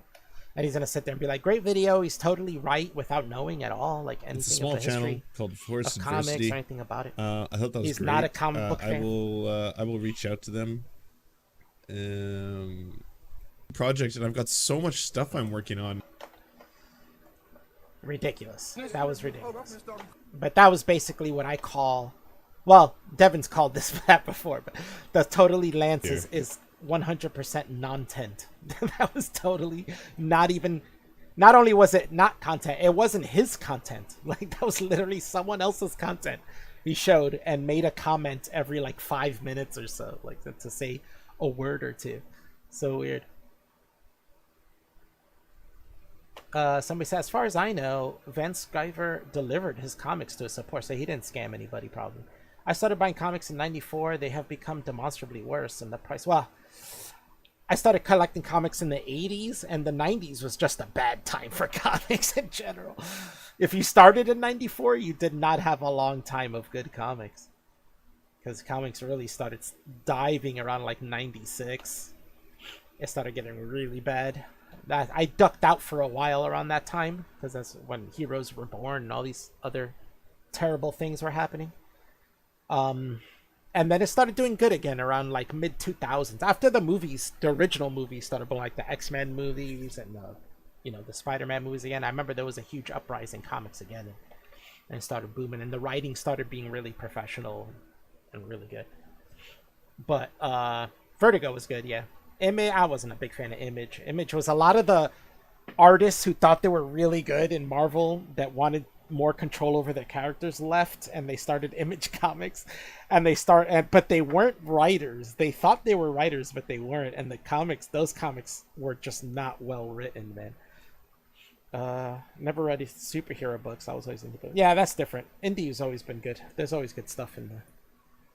That's not the mainstream stuff. But the mainstream stuff that's the complaint, is the mainstream stuff, the superhero stuff is the stuff that keeps the comic shops afloat. So that's why the complaint is that that's going woke. If not, nobody would care. If it was underground, comic books are not like the main thing, nobody would give a shit. You know, they just wouldn't make enough sales to continue or be big like that. You can just see that. Like... let's watch this one now. Coming up. I hate this. God. So annoying. Okay. All right, Ben. Let's do this, Ben. Now this is funny. Notice the title. Neil deGrasse Tyson eviscerates Ben Shapiro on trans rights and on his own show. Why would Ben... On top of that, Ben posted this clip. It's like a 10-minute, 38-second clip. You think Ben felt like he was eviscerated, so he uploaded this clip? Or would he not have uploaded it and been proud of it? It's getting a lot of upvotes. It's so strange. All right. I'm going to play this. It's Neil deGrasse Tyson's thoughts on transgenderism with Ben Shapiro.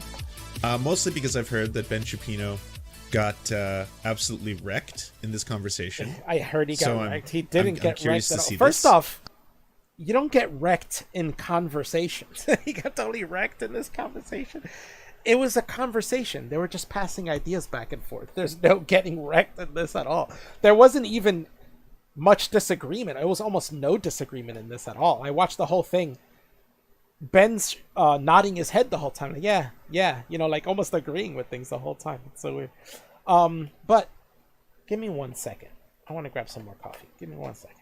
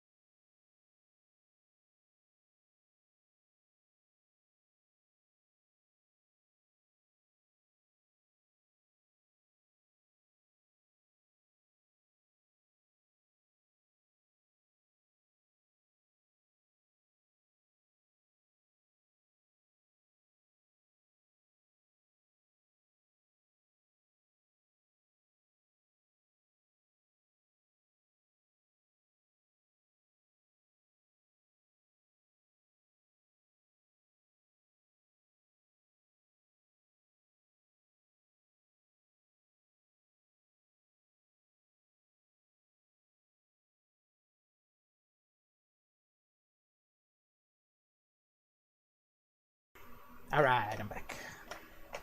Let's continue this. I know Neil deGrasse Tyson is incredibly problematic. I know that Neil deGrasse Tyson is incredibly problematic. What? Does anybody know the history of that? Why do they think he's what's problematic about Neil deGrasse Tyson? To me, the only thing I ever laughed at, Neil deGrasse Tyson does this a lot in this video, where he kind of dodges the argument a couple times. Ben actually does pose a few arguments. He kind of dodges it. It's still kind of an answer, but it's not the exact answer to the exact question or issue. But he kind of does that, and he's done this before. He did this with atheism when people asked him about atheism, and he dodged it, and he made like this weird answer about, like Gnostic, blah blah blah blah. And it was a really weak answer. It was a complete dodge of the question. There's very prominent accusations against him. I'm not going to venerate the man who I once used to venerate. All right, he was everyone's surrogate daddy for a long time. And surrogate daddy? What is he talking about? I loved my Neil deGrasse Tyson, but I'm still here. Huh? I'm still here for this. Problematic how he's had a number of accusations against him that have kind of come and fizzled away multiple times. But anyways, let's see this conversation. He's militating against the advent of science. One of those areas is Yeah, that was weird, right? That whole little talk he did about Neil deGrasse Tyson was really weird. I don't know what's up with that.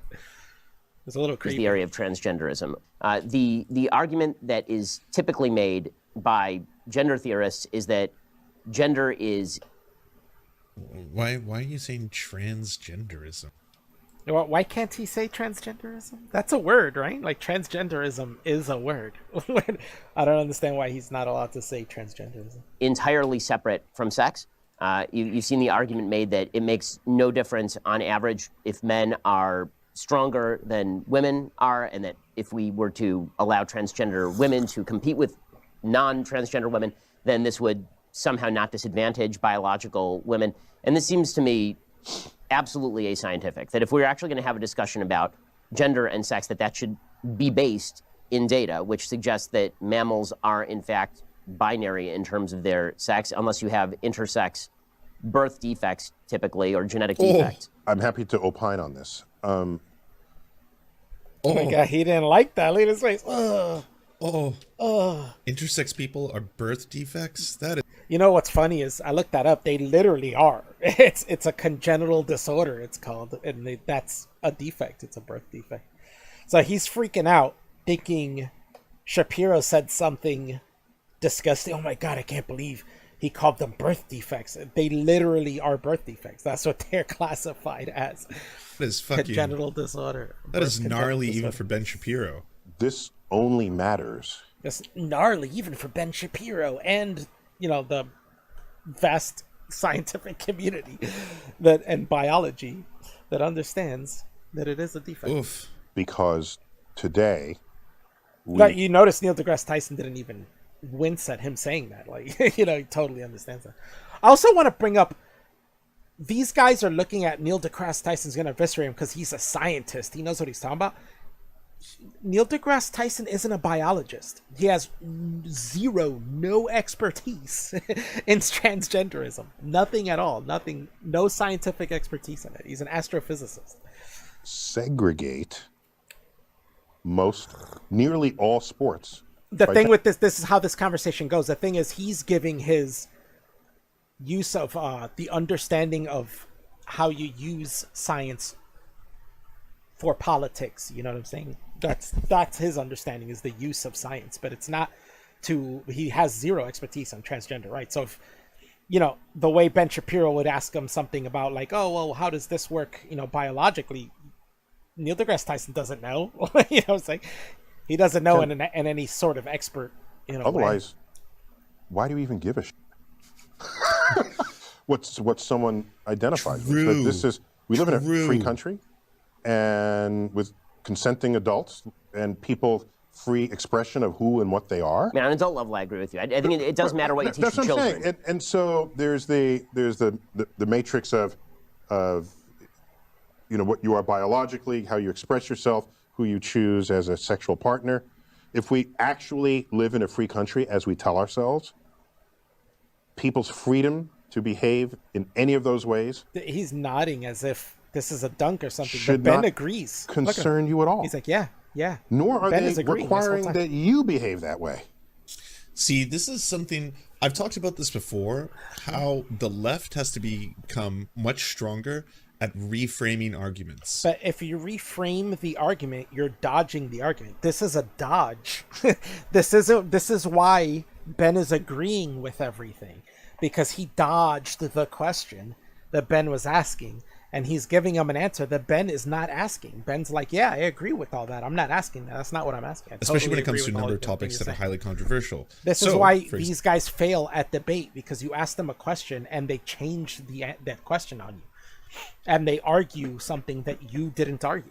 You know what I'm saying? It might be close to what you argued, but that slight difference will change the answer. Yeah, and then it becomes not an answer to what you asked. And always, the right likes to clutch their pearls and say, well, this is about the unborn babies, all right? This is about the ghost babies, and I care deeply about ghost babies, so every unborn child that dies, you know, that's a straw reframe man, the argument immediately. You and be like, hey. You can't reframe that, because then you fundamentally lose the question. The question is, what part of the process is the baby born or a being. You know what I'm saying? That's the fundamental part. So if you dodge that part, you're not answering their questions. They're coming at you. See, I'm on the left on this. I'm for abortion. I'm not against abortions.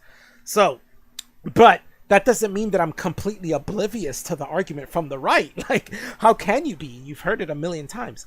You know what I'm saying? So if he's going to reframe that, then you're losing the part of their argument that's the main part, that they see it as a living being. By the way, earlier on, what we should be talking about is bodily autonomy. Well, should we talk about bodily autonomy? You screwed up again, because for them, the child is already a child and has bodily autonomy. Now the argument becomes, well, why is this bodily autonomy more important than this bodily autonomy? This really comes down to, and why should this bodily autonomy choose for the other one who should have bodily autonomy? We're trying to impose upon women. That's the argument. Something, and you fucked up by reframing it into a way that ignores what their argument is, as well. And then they got you on that. Of which look at that. I'm not even on the right, and I had an argument against his reframed argument. And I'm not even on the right. I wouldn't even want to argue against them on that.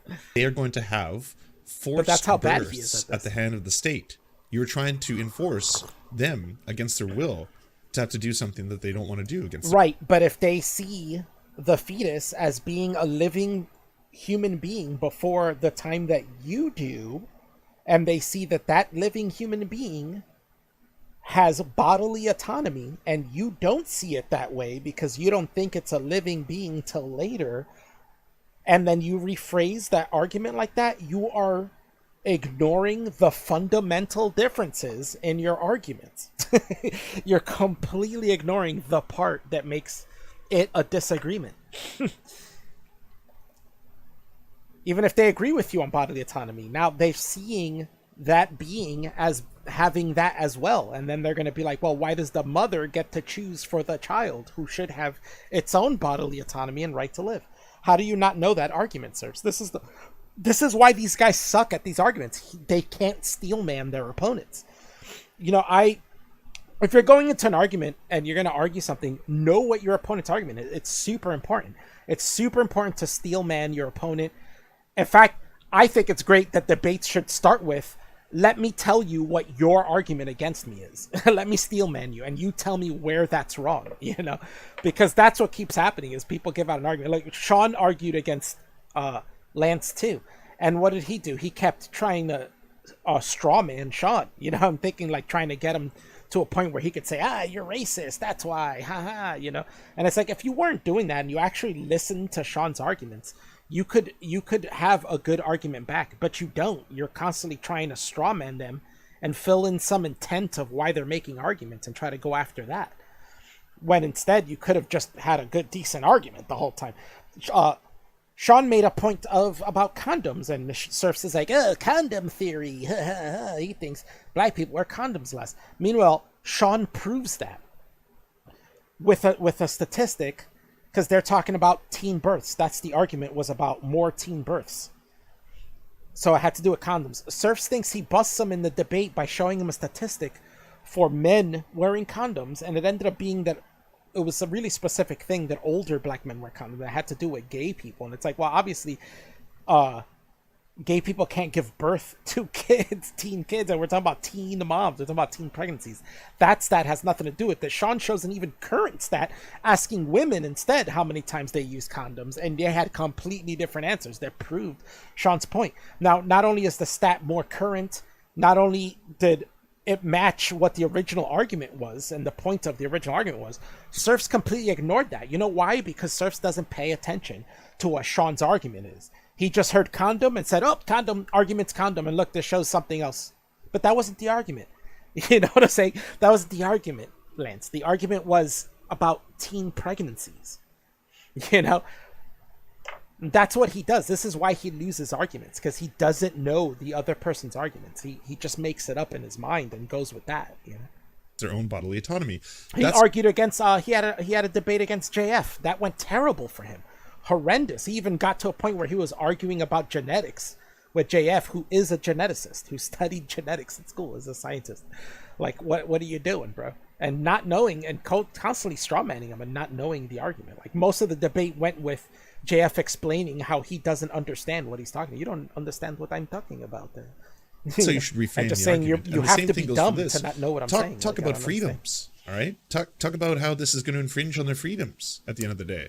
Okay, this is for their own thanks, Spencer. freedoms, because we live in a free country. Now, Homeless what Ranger is 92, thank unresolved you. here is Yeah, Spencer says, Spencer gave me $5. Thanks, man. He says, but like, there are no good points for CRT. I kind of agree with that, but I don't worry too much about CRT. That's not really a thing for me. I guess parents are more upset about that than anything.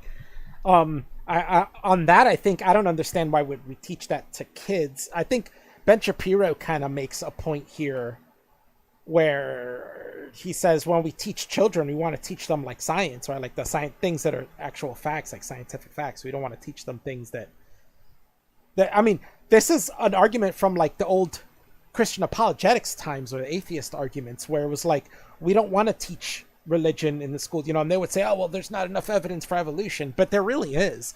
And if you want us to teach creationism, then you have to go through the same rigorous process that evolution went through to be taught in schools. Creationism should have to go through the same thing, but that was their point, was they didn't like that concept and they try to dance around that and say, oh, we should teach this anyway, you know. It's like, huh? is what do you do with sports? It's unresolved. And I've followed that closely, and I don't see any meaningful solutions to come down. Yes, I brought it up at the start of the segment. We know that hormones. There you go. I bet he doesn't like that, but it's weird that he's not answering about that. About there not being good solutions for sports with transgender in sports. Manifest differently in different people, and there's the whole thing with steroids. Steroids are hormones, right? And we rallied against steroids in professional sports because it gives you an undue advantage. So I've tried to think of what the future of sports would be in the world of a gender spectrum. And it may be, you don't specify whether it's a male or female sport. You just take measurements of what your hormonal balances are. And so you compete based on your hormones. I mean, this is thought I had. I mean, I don't know. I don't know where it's going to land. The WNBA won't be. Ben Shapiro cannot process error 101. He's like, wait, he thinks this is a problem that he can't process. Neil deGrasse Tyson could barely process it. He's saying, I don't know, this is a solution. He's just thinking of it on the top of his head. It's not even scientifically possible to do that yet. He's just saying maybe at some point we figure out a way that we can process hormonal levels and equal everyone out, you know. And then Ben makes a great point. Well, then the WNBA won't exist anymore, which is true. It won't, because there won't be gendered sports anymore. If we could figure out a way to equal everyone, then there won't be gendered sports anymore.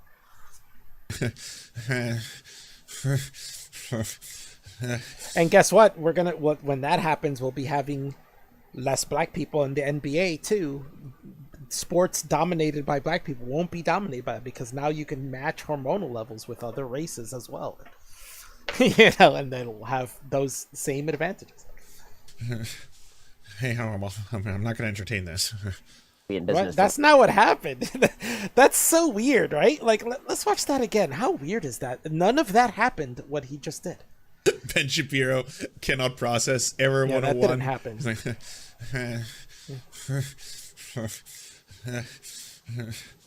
Hey, I'm not going to entertain this. That didn't happen. He didn't say he wasn't going to. In fact, he made a joke about it. He said, well, I guess there'll be no WNBA. And they laughed. They both laughed about it.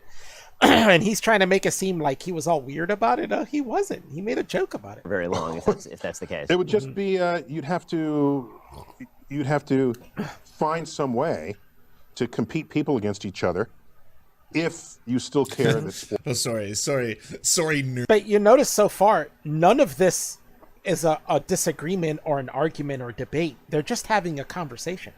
It's like he asked about the sports thing, and he says, "Oh yeah, there's no good solution for that. That's why there's still an issue with it now, and why people are still arguing about it. That there's no good solution. Something that the Serfs disagrees with.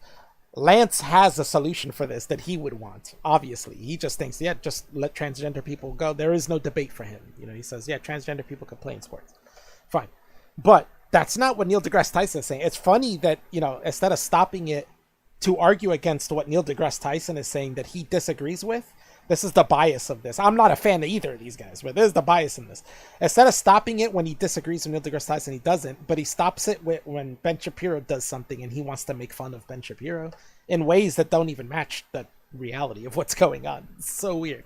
Nerds. Did I not drop the right one? Sorry, 404. But there has been zero disagreement so far in this conversation. Website not found.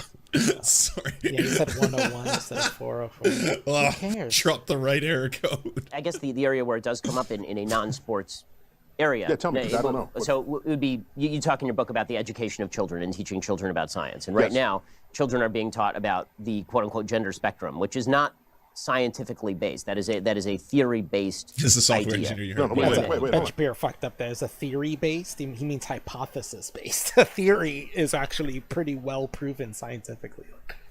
That's the wrong word. I deeply apologize. People But Serfs didn't even catch him on that. I caught Ben on that. He didn't even catch him on that. That he was using the wrong word there. express themselves on a spectrum. So you learn that. That's I don't that's a social Yeah, a social sure. point, not a scientific point. It's Meaning we express wait, ourselves. hold on. I gotta bring up what Chad is already pointing out. Why? See, he's doing the same thing as that other guy. He was watching that video from that other guy where he was really like attacking character, attacking everything else except the arguments. And he's doing the same thing here. This whole video so far, he's not said anything right, like, or any argument disagreed with anything. He's making it seem like one person's beating the other when they haven't disagreed. And now he's going to spend time bitching about how they record this and the setup, which isn't probably Ben Shapiro's thing. That's probably a staff or producer for how they want to record this or camera angles. You don't need a 1 foot set, you know? Like when I would sit down for this interview, I would be like, it's not that close. My dude. Have you never sat that close to someone? You know, for we've something? had wide angle like a lenses bus. for a while. We don't need to. It doesn't need to be like this. Like I love breathing in your air as much as the next guy, but come on. They're far we enough have the apart. technology, Their faces are way Meaning more we than express far. ourselves Hold on. based in different languages. Is that something you teach in science class? See, the setup they have is for this. They like this camera angle. They probably don't have too many cameras, so they like to get it from, they make the set short like this so they could set up the few cameras they have for good angles. And So is that something that you teach when you're teaching language? See, now they have two angles, one from behind his shoulder, one from behind his shoulder, and then one from between, between both. People want to express themselves on a spectrum, on a gender spectrum, whether that fact there's no disagreement here is something you want to put in a sociology class or in a science class, maybe that remains to be determined. Maybe that remains. But it is a no real disagreement. Fact. He just dodged the argument by saying, I guess we'll figure it out, and then now he's going to change the discussion about real society. Well, of course, nobody's denying that people identify no disagreement here. Nobody's denying that. There's zero disagreement. how they want to identify. So the question is, what is the and he makes a face like that's surprising or something. He's never said anything. relationship of that to biology? Meaning that the argument is made that trans women are women, for example, and what that seems to mean is that trans women. I love his patience here. You can just see that, like, it's a patient. Why wouldn't he be patient? It's a conversation. Just because you get emotional and can have a straight conversation with somebody doesn't mean other people can't. They're both grown adults and can have a conversation and be patient in a conversation with each other. That's a normal human adult interaction. Okay. But to him, it's weird and it's great. Wow, I can't believe he's keeping his patience like that. Like, that's normal. That's how normal people communicate, Lance. Let's do this, Ben. We're gonna do it. Not everybody's an Now, emotional people want to say idiot. trans women are not biological women. Obviously, that is the case. But people don't seem to want to say that, although that is obviously scientifically true. Trans women are not biological women. Biological women are biological women. But where are you going with this? What are you trying to accomplish by asking yourself, is it science or is it not science? It's people in society. But this is a perfect example of an area where suddenly it doesn't matter to say things that are just true. Like, why is it bad or wrong to point out? This is so refreshing, by the way. That's a good point. For a number of reasons, but one of the biggest ones being that, what are you accomplishing or trying to accomplish by vilifying people? But see that this is where Lance brings it to vilifying. Nobody here said vilify at all. Nobody is trying to vilify anything. Ben Shapiro's asking if something should be taught if it's not scientifically a fact. And then the conversation is not an argument of disagreement. Neil deGrasse Tyson is adding to that and saying, yeah, that might be a thing that's hard for us to determine if we're going to put it in science or a social class. But, but we can teach that it's a fact that people identify as these things. It's basically a dodge of the question, but it's really two grown men having a discussion. They're not, neither of them have disagreed with each other yet at all. Because that's what you do. This is kind of like your full-time gig, right? Like, you're just trying to say, like, I am a rational man based entirely in science, even though I don't really accept the science. But at the same time, why can't we just establish? I like that he just says things like, can you show what part of the science he doesn't agree with? Like, you're just saying that. There's biological women. Can you not say that to me now, Professor? I have another way to approach this. He skipped some there, though. I care what is objectively true in the world as a scientist. But let me not say even as a scientist. I just simply care what is objectively true. And science happens to be a pretty potent path to invoke, to find out what is true. And so if people express themselves on a gender spectrum, and that is an actual thing in an actual society, if we have not fully explained that scientifically, that's an interesting frontier to study. If you want to say it's only Ben doesn't disagree sociological, with that. He's actually saying, let's study that. Then it's the purview of the social sciences. I don't care who studies it. It's an interest. Ben does. Ben does not believe in the social sciences. We've known this for a while. Well, he's not wrong in not believing in social sciences. There's a lot of controversy in social sciences.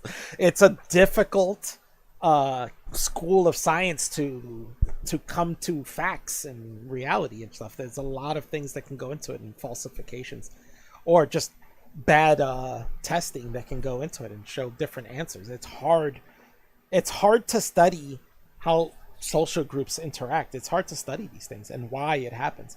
You can note patterns down. There's where social sciences definitely notes patterns down, and we know that there's certain patterns, but to explain why those patterns happen is something that's super difficult, and there's a lot of bullshit, explanations that come out. Hey, oh, 1 second, guys. Am I muted in here? Oh yeah, now you can hear me too. Hey. Now Chris is here, guys. Say hi. Hey guys. let me put this on live so you can see too with me. Oh, nice. And then you can react with me. Is that good? Can you see that? Looks weird. I can see it. Green. Okay. Well, I don't need to see it, so I'm going to do this. Okay, that'll probably help it. Yeah, but this has been funny. I know you like Lance as much as I do, and you're a fan. Yeah. I am. So this will be good to have you here. Goofy goober. What's up, Alfie? What's up, Big Fish? I can't stand that dork. Oh, it's funny. I can't stand that dork, goddammit. Interesting facts about society that's worth learning about. What's funny is I've been watching this. We're 10 minutes in. This says that Neil deGrasse Tyson eviscerates Ben Shapiro. We're 10 minutes in, and they've, I think, had like maybe one slight disagreement. But that's about it. They've barely disagreed at all. And Lance is stopping, and every once in a while putting a comment in as if Ben Shapiro's getting wrecked. And I'm like, where is it? Like, there's really no disagreement here. Even when Ben makes... What was that? I was going to say, it didn't seem like that big of a disagreement anyways, just like expanding on the thought with each other. Yeah, it's a conversation. It's a grown adult conversation. This guy's such a spurg that he can't see outside of the debate me bro type of interaction and internet interactions. That he doesn't understand that this is what two normal grown adult men having a conversation looks like, There's a part where he was like, oh, how does he keep so calm? How does he keep so calm? And it's like, because he's a normal grown adult man, like who knows how to have a conversation with another man. You're like, what? He's not Lance. Yeah, he's not Lance. Be... Is emotionally handicapped and freaks out about it. Ben Shapiro called being intersex a defect, a birth defect, and he flipped out. Oh, that's edgy even for Ben Shapiro. Oh. And it literally is a birth defect. That's what it is. It's like, what are you talking about, bro? It's a birth defect. That's what intersex is. It's a congenital disorder. Oh boy. To fight someone and say it's not biological, it's just your this. It's real and it's there. Well, because it's real because it manifests. But it is real because it manifests. But the question of how to classify manifestation is a scientific question, meaning that, for example, there was a woman over at Brown University. She came out with a study that suggested that there was a phenomenon called rapid onset gender dysphoria, in which a member of a particular group would suffer from gender dysphoria, and this person's immediate peer group would suddenly have an onset of gender dysphoria. This paper was so controversial that Brown tried to pull it, and then was forced to reassign it later. You see this sort of treatment. That's a different question. What you're asking now. That seemed kind of fishy, though, on Ben Shapiro's side. And I'll give... It's funny, Lance isn't going to call this out properly, I think. But... That went over his head. Yeah, I don't believe that study. That's kind of bullshit. We've lived in groups and societies long enough to know that, yeah, sometimes we copy each other, but not in a huge capacity like that. But... Yeah, if not, everybody would be gay, right? Like, you'd have one gay dude on your block, and we'd have entire blocks of gay men because there was one gay guy there once. But you notice how he was telling the story of this, and it's like, oh, they try to block it and this and that, and then the story started petering out, right? Did you notice that? Like he was talking about, and then it was like less and less detail was put into it, and it just kind of faded away. Over at Brown University, she came out with a study that suggested that there was a phenomenon called rapid onset gender dysphoria, in which a member of a particular group would suffer from gender dysphoria, and this person's immediate peer group would suddenly have an onset of gender dysphoria. This paper was so controversial that Brown tried to pull it, and then was forced to reassign it later. You see this sort of stuff. You see how it kind of like lost all the detail towards, and then you see that like completely like trying to dance around the fact that he lost the end of that story somewhere. But there is a real phenomenon of like people copying each other. It's super rare though. There was this instance, I think it was like Denmark, where it was like it was called a laughing disease or something like that, and a dancing disease where people started dancing. It was one woman who started dancing, and she started dancing for hours, and within like a few more hours, people started joining in, and days later there were people out there dying from dancing to death, and people were collecting in crowds and dancing, and the officials didn't know what to do, and it was just like a huge crowds of people started forming and dancing and shit. Some of them would die off, and then after like 3 weeks, slowly they stopped, and people stopped and went their own ways and shit, and stopped doing it. But it was a weird phenomenon. It's kind of a mass hysteria almost, like that people just start copying what other people start doing. So I'm not that something like that doesn't happen, but it's such a rare thing that's like a useless thing to bring up in this argument. I'm sure that's extraordinarily rare. Different question. What you're asking now is, are there some topics that should not be studied scientifically? Right. And is there some taboo? And Sam Harris speaks a lot about this. Yes. And it's a funny part. Lance doesn't say nothing here. Neil deGrasse Tyson is invoking Sam Harris because Neil deGrasse Tyson knows Sam Harris is a smart motherfucker. So, you know what I'm saying?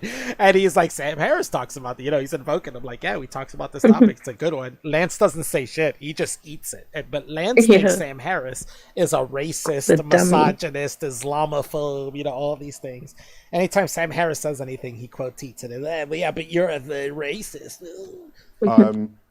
I think the concern is, if you study some topic that's a hot button topic and you bring scientific methods and tools to it, we don't trust, I'm interpreting here, I think we as a society don't trust that people in charge in a free country won't try to legislate something that will constrict people's freedoms in the face of that information. I agree with that. I think that's the fear. But so does... Well, isn't that It's a fear. I mean, and isn't that... We don't trust our own ability to govern. See, but this is a dance around the question. He's talking. This is why Ben answers in this way, where it almost seems like a disagreement, but it's not, because he danced the question away, and he's talking now about why people do certain things or argue for certain positions, not if it's a good position or not. He's saying why it happens, and it's because of fear, right? He says, "Oh, because of fear," you know.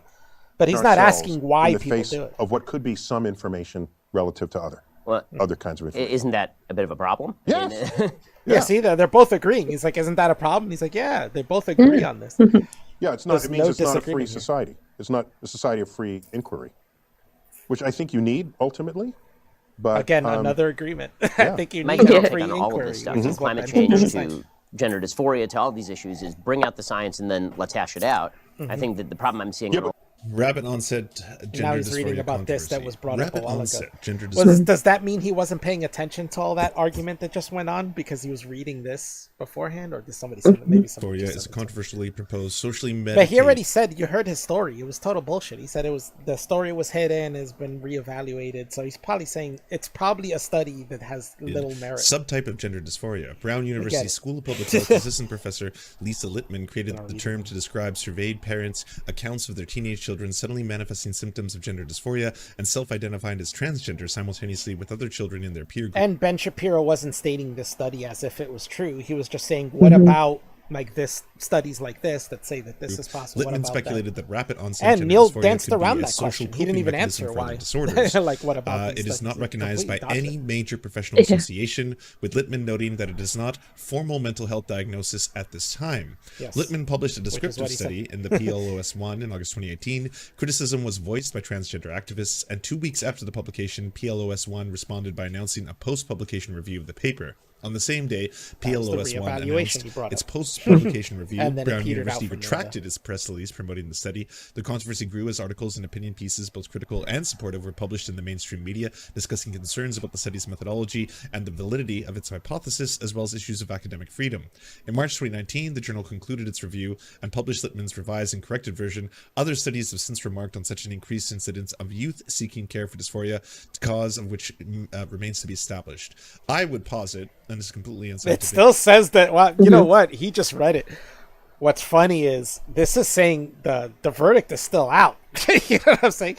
They're not saying the study's bunk. They reevaluated it and republished the study, so they found that it was a valid study. And he's going to give his own interpretation now. It's a valid study, but it doesn't give the full conclusion. Like, the verdict is still out. You need to study it more, basically. But in the end, they are saying, we verified this and it is, a legitimate study. And it says she rewrote the things to take out the parts that might have seemed, like bad science or whatever. So then the conclusion's still out, but regardless, like, I don't know what to say. Mostly like Littman and this paper, that a lot of it has to do with societal acceptance of both trans people. Explaining it away. It has to do with acceptance and not with the idea of gender dysphoria was probably leading to an increase in it was probably, but do you know that? Did you look at the study to see? I wouldn't make that claim unless I looked at the study to see that was it. Maybe that was accounted for in the methodology. It didn't say that anywhere where he just read it. To seek out, he's just making that information on the subject. That would be that could my be completely in the methodology. Unscientific hypothesis. But this seems to be an example of someone proposing something that, of course, was not quote formal mental health diagnosis at this time. At that time, but it was republished, which is what you're supposed to do in academia. Verified. It didn't hold up, and then they had it did hold up. Hold on, you ignored the last part that said they re-established, they republished it. Correction, not that they concluded the review and republished a revised and corrected version. That means what the study showed at the end is still correct. The methodology might have been a little wrong, but they corrected that, and now it's still correct. They were being censored in any way, but of course the right jumped on this as soon as they could, because like anything. You could say they weren't being censored in any way, but it's also, like it said, it was journalists that were complaining. It wasn't like anybody else. It wasn't other scientists. they could have been wrong about what they're complaining about, and these corrections could just be to like satiate them. Like, all right, we'll change the wording, you know, because you're upset about the wording and questioning it if it's biased or not. So we're gonna change the wording, you know. Who knows? Like, it could be multitude of things. He's not gonna look into it to verify it. We're closely related to this. It's like, In oh my god. And what this is saying is they revised it, corrected what was, you know, wrong with it, and they still published it. It's still a study that's, you know, peer reviewed. Delicious, and released. sweet meat on the bone. We have it. We got him. A lot The of question sizes. is, what is your motivation? Why? Why does that matter? It matters because if you have political power, you could end. The paper also looks specifically for parents upset their kids were trans and didn't talk to the actual trans people. Oh, great. Well, that's scientific. That's something from Yeah, his audience, okay. though. Yeah, Like, let's talk to show the parents. proof of Let's only ask the parents and none of the trans individuals. Sounds great. Creating legislation. But I don't see a problem with that. Even the parents would know if their child identifies as trans or not. Were enjoying the same things as you.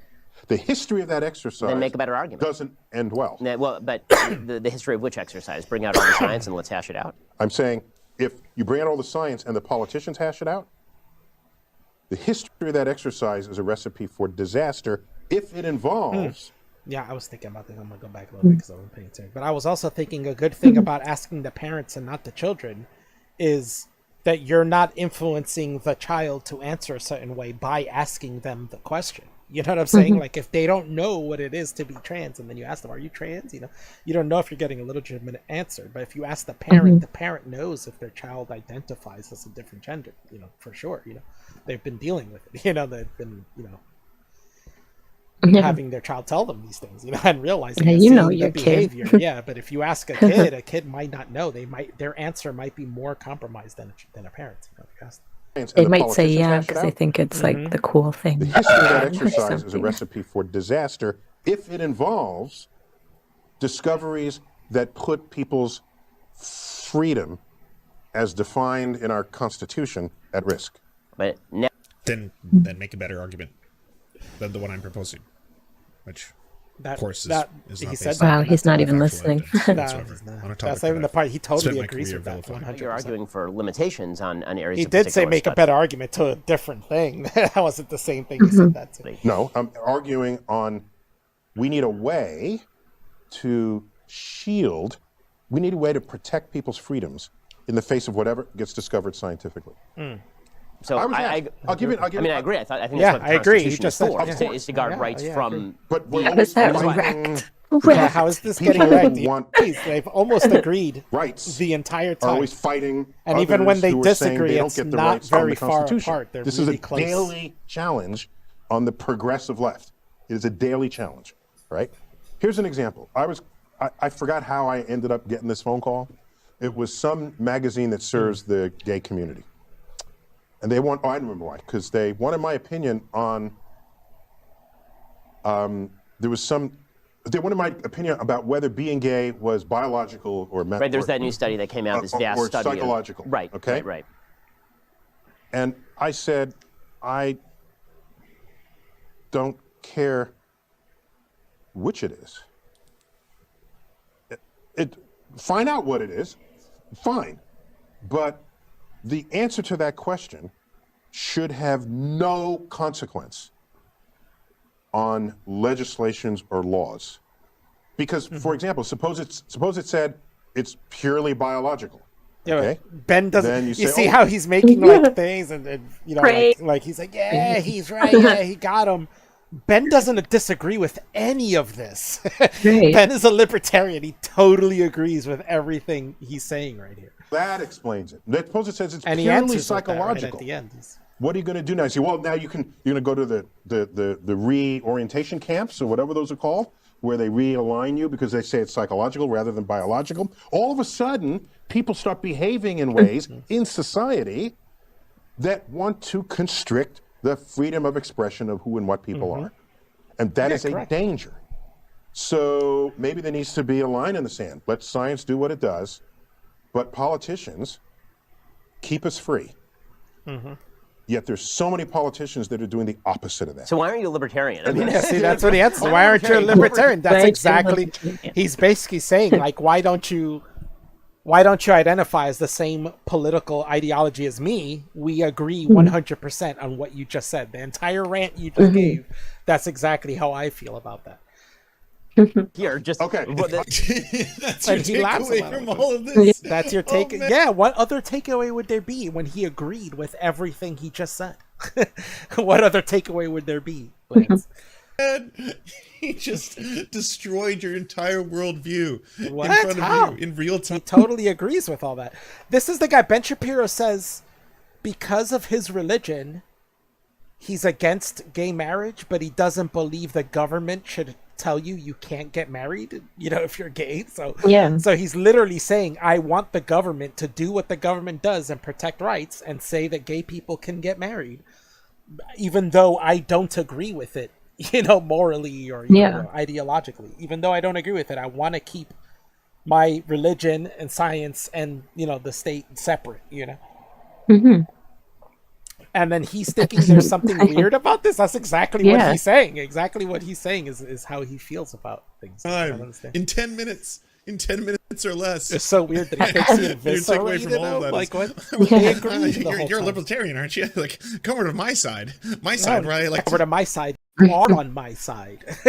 There's no come over. Yeah. He's saying, why don't you identify as a libertarian when everything you said right there was a libertarian viewpoint on the situation? Oppress people. We oppress everyone. But we're for libertarian, not treading for rights. Yeah, no, that's what we believe. Ultimately, protecting rights. Hey, 30,000 upvotes. Nice. His Ben Shapiro voice just sounds like his voice when he gets all excited. Blatant truths navigate taboo topics. I couldn't believe my ears listening to this. Ben, the supposed libertarian, arguing points that support restricting the freedom of others. Wow. That's another person. This was a thumbs up. Shapiro couldn't refute anything. Neil turns out to be more libertarian than couldn't refute anything. He wasn't trying to. They were having a conversation. You see, there was nothing to argue. This is like now you have a chat list full of people that don't understand the argument, just like he didn't, and he's like, this is a verification of my ideas. So but they didn't understand it over here. Yeah, these are a bunch of people who don't understand what a normal adult conversation is like in real life. Bro, Neil isn't throwing away science to center to the left. His argument is I promise you, Neil didn't even want to disagree with him very much, or with either side, because he's on there to sell a book. You know what I'm saying? So he doesn't want to come off antagonistic to anyone. He's trying to get as many people as he can to buy science shouldn't be politicized to dictate the rights of people by politicians. Oh, this is just that's exactly what they both agree on. Up-footed comments. Lamau, Ben couldn't even respond in the end. He had to laugh it off and try somehow to save face. What a joke. Neil deGrasse Tyson doing his best not to get canceled by the left. No, quite the opposite. Can you imagine in that interview, Ben Shapiro laughs and says, man, we agree on this so much. We're basically the same ideologically. We agree on everything. Yeah. And then Ben Shapiro cuts that out and posts it on his website. Like if he looked at that back and said, oh man, I disagree with him. He destroyed my argument. And then I'm playing would he put that up? Weird like self-esteem thing. They're like, we thought we agree. As like a cop.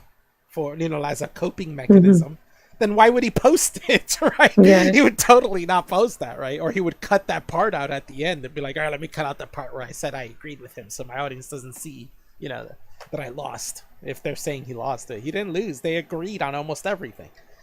It's so weird the way Lance listens to stuff like this, because he's not listening to it to like hear both sides, where like we can see that both of them have pretty similar like opinions on these type of things.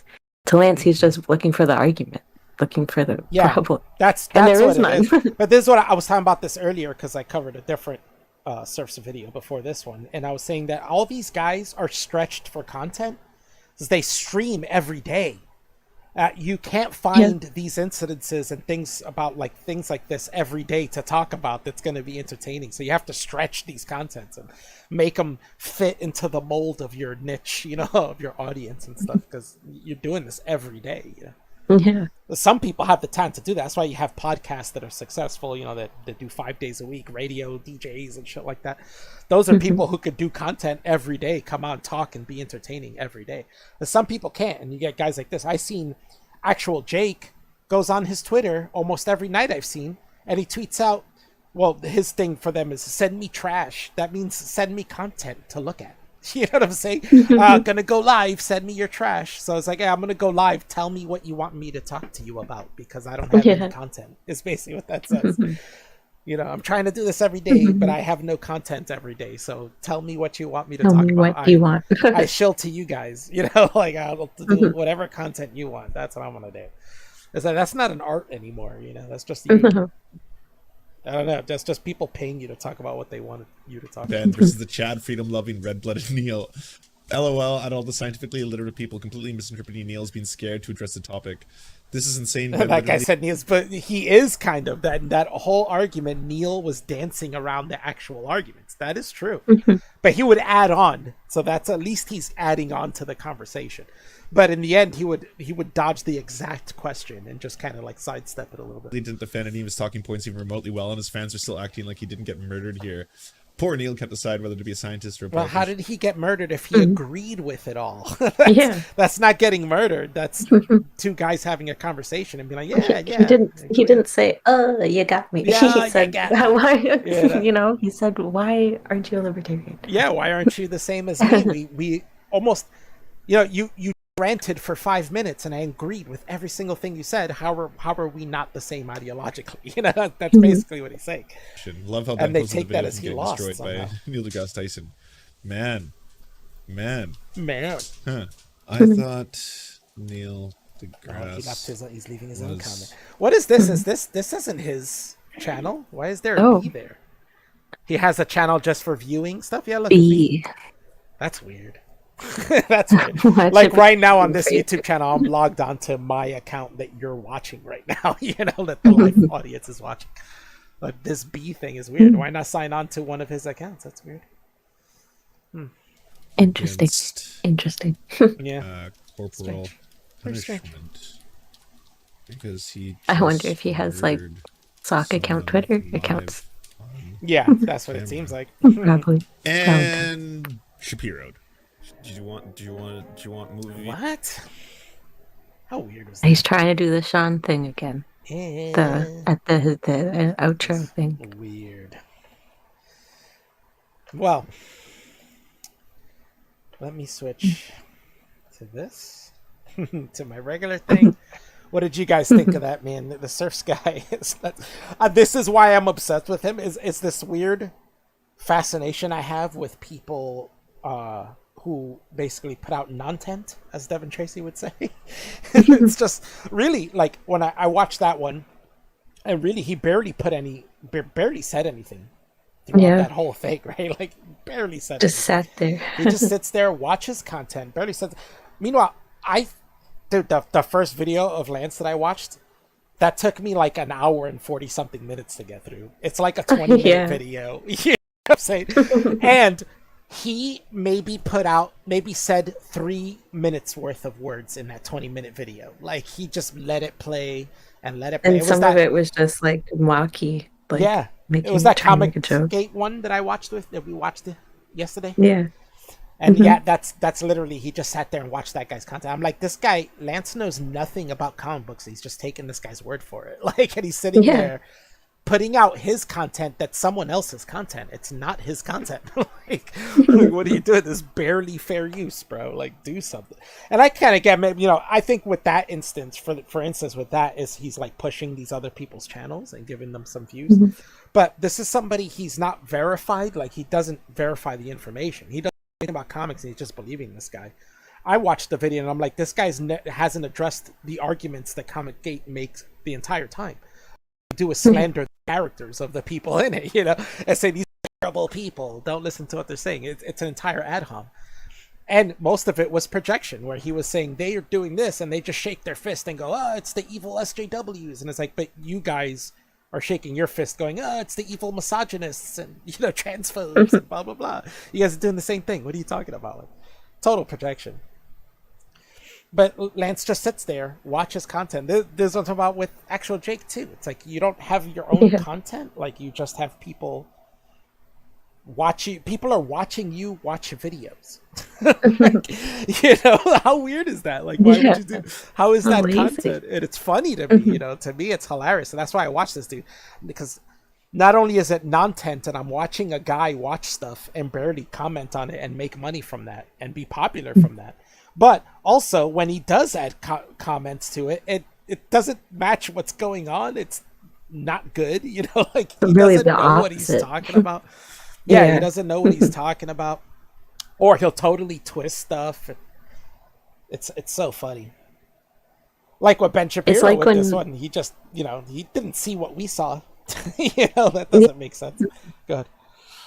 Or it's like when Sean was met with that thing that he was responding to Sean as soon as he saw the graphs talking about race or something, he's like, oh, 1350, and it wasn't 1350, but like that's how he saw it.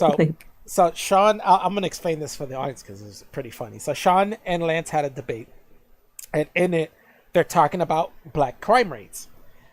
You know, instantly, because they're talking about black crime rates, suddenly, you know, Lance wants to pinpoint Sean and be like, oh, this guy's a Nazi. Lance brings up, oh, well, why do you think that is? Do you think it's inherent? You know, and he's trying to catch him saying that black people commit crimes more inherently. But so Sean brings up a point where he's like, well, if we look at crime stats in New York City, we'll see that, you know, this percentage of it is black. But if we look at crime stats in Chicago, we'll see this percentage of it is black. But New York has this many more black people. So that's saying per capita, New York black people commit way less crime than Chicago black people. You know what I'm saying? So he's saying, so then it can't be inherent, right? Because they're different stats. It's not happening naturally, right? It's just something else, you know? And he's making the point that it's not inherent by showing that. And Lance takes that as, oh, did you just seriously 1350 me, bro?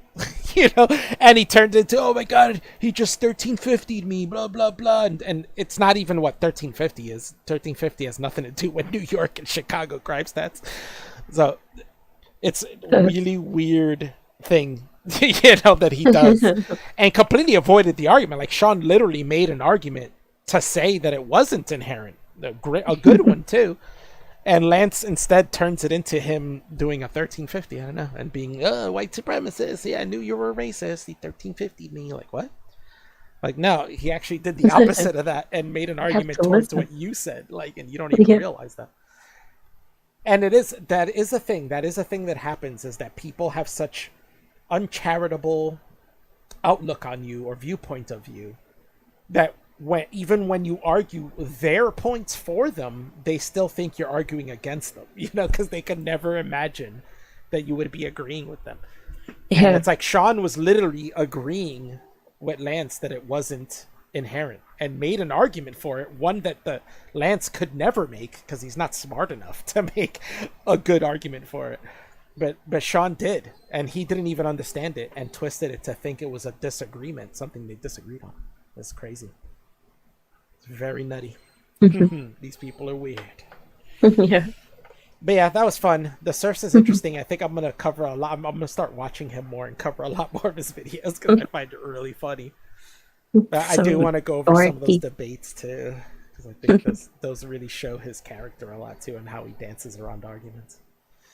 But debates that he's having or like that he's watching? Well, no, the debates we've seen before with Sean. Oh, right. With Sean, that was a good one. And Vosh too. They both did funny stuff there. And maybe some with Destiny that kind of shows his character too. Yeah, second up to Destiny. Well, him not anymore. Now they fight all the time. But some of the things that they argued about when they argued about their differences really exposed Lance. That's funny. All right. So I'm going to end this here. Thanks everybody for watching. Take care, guys.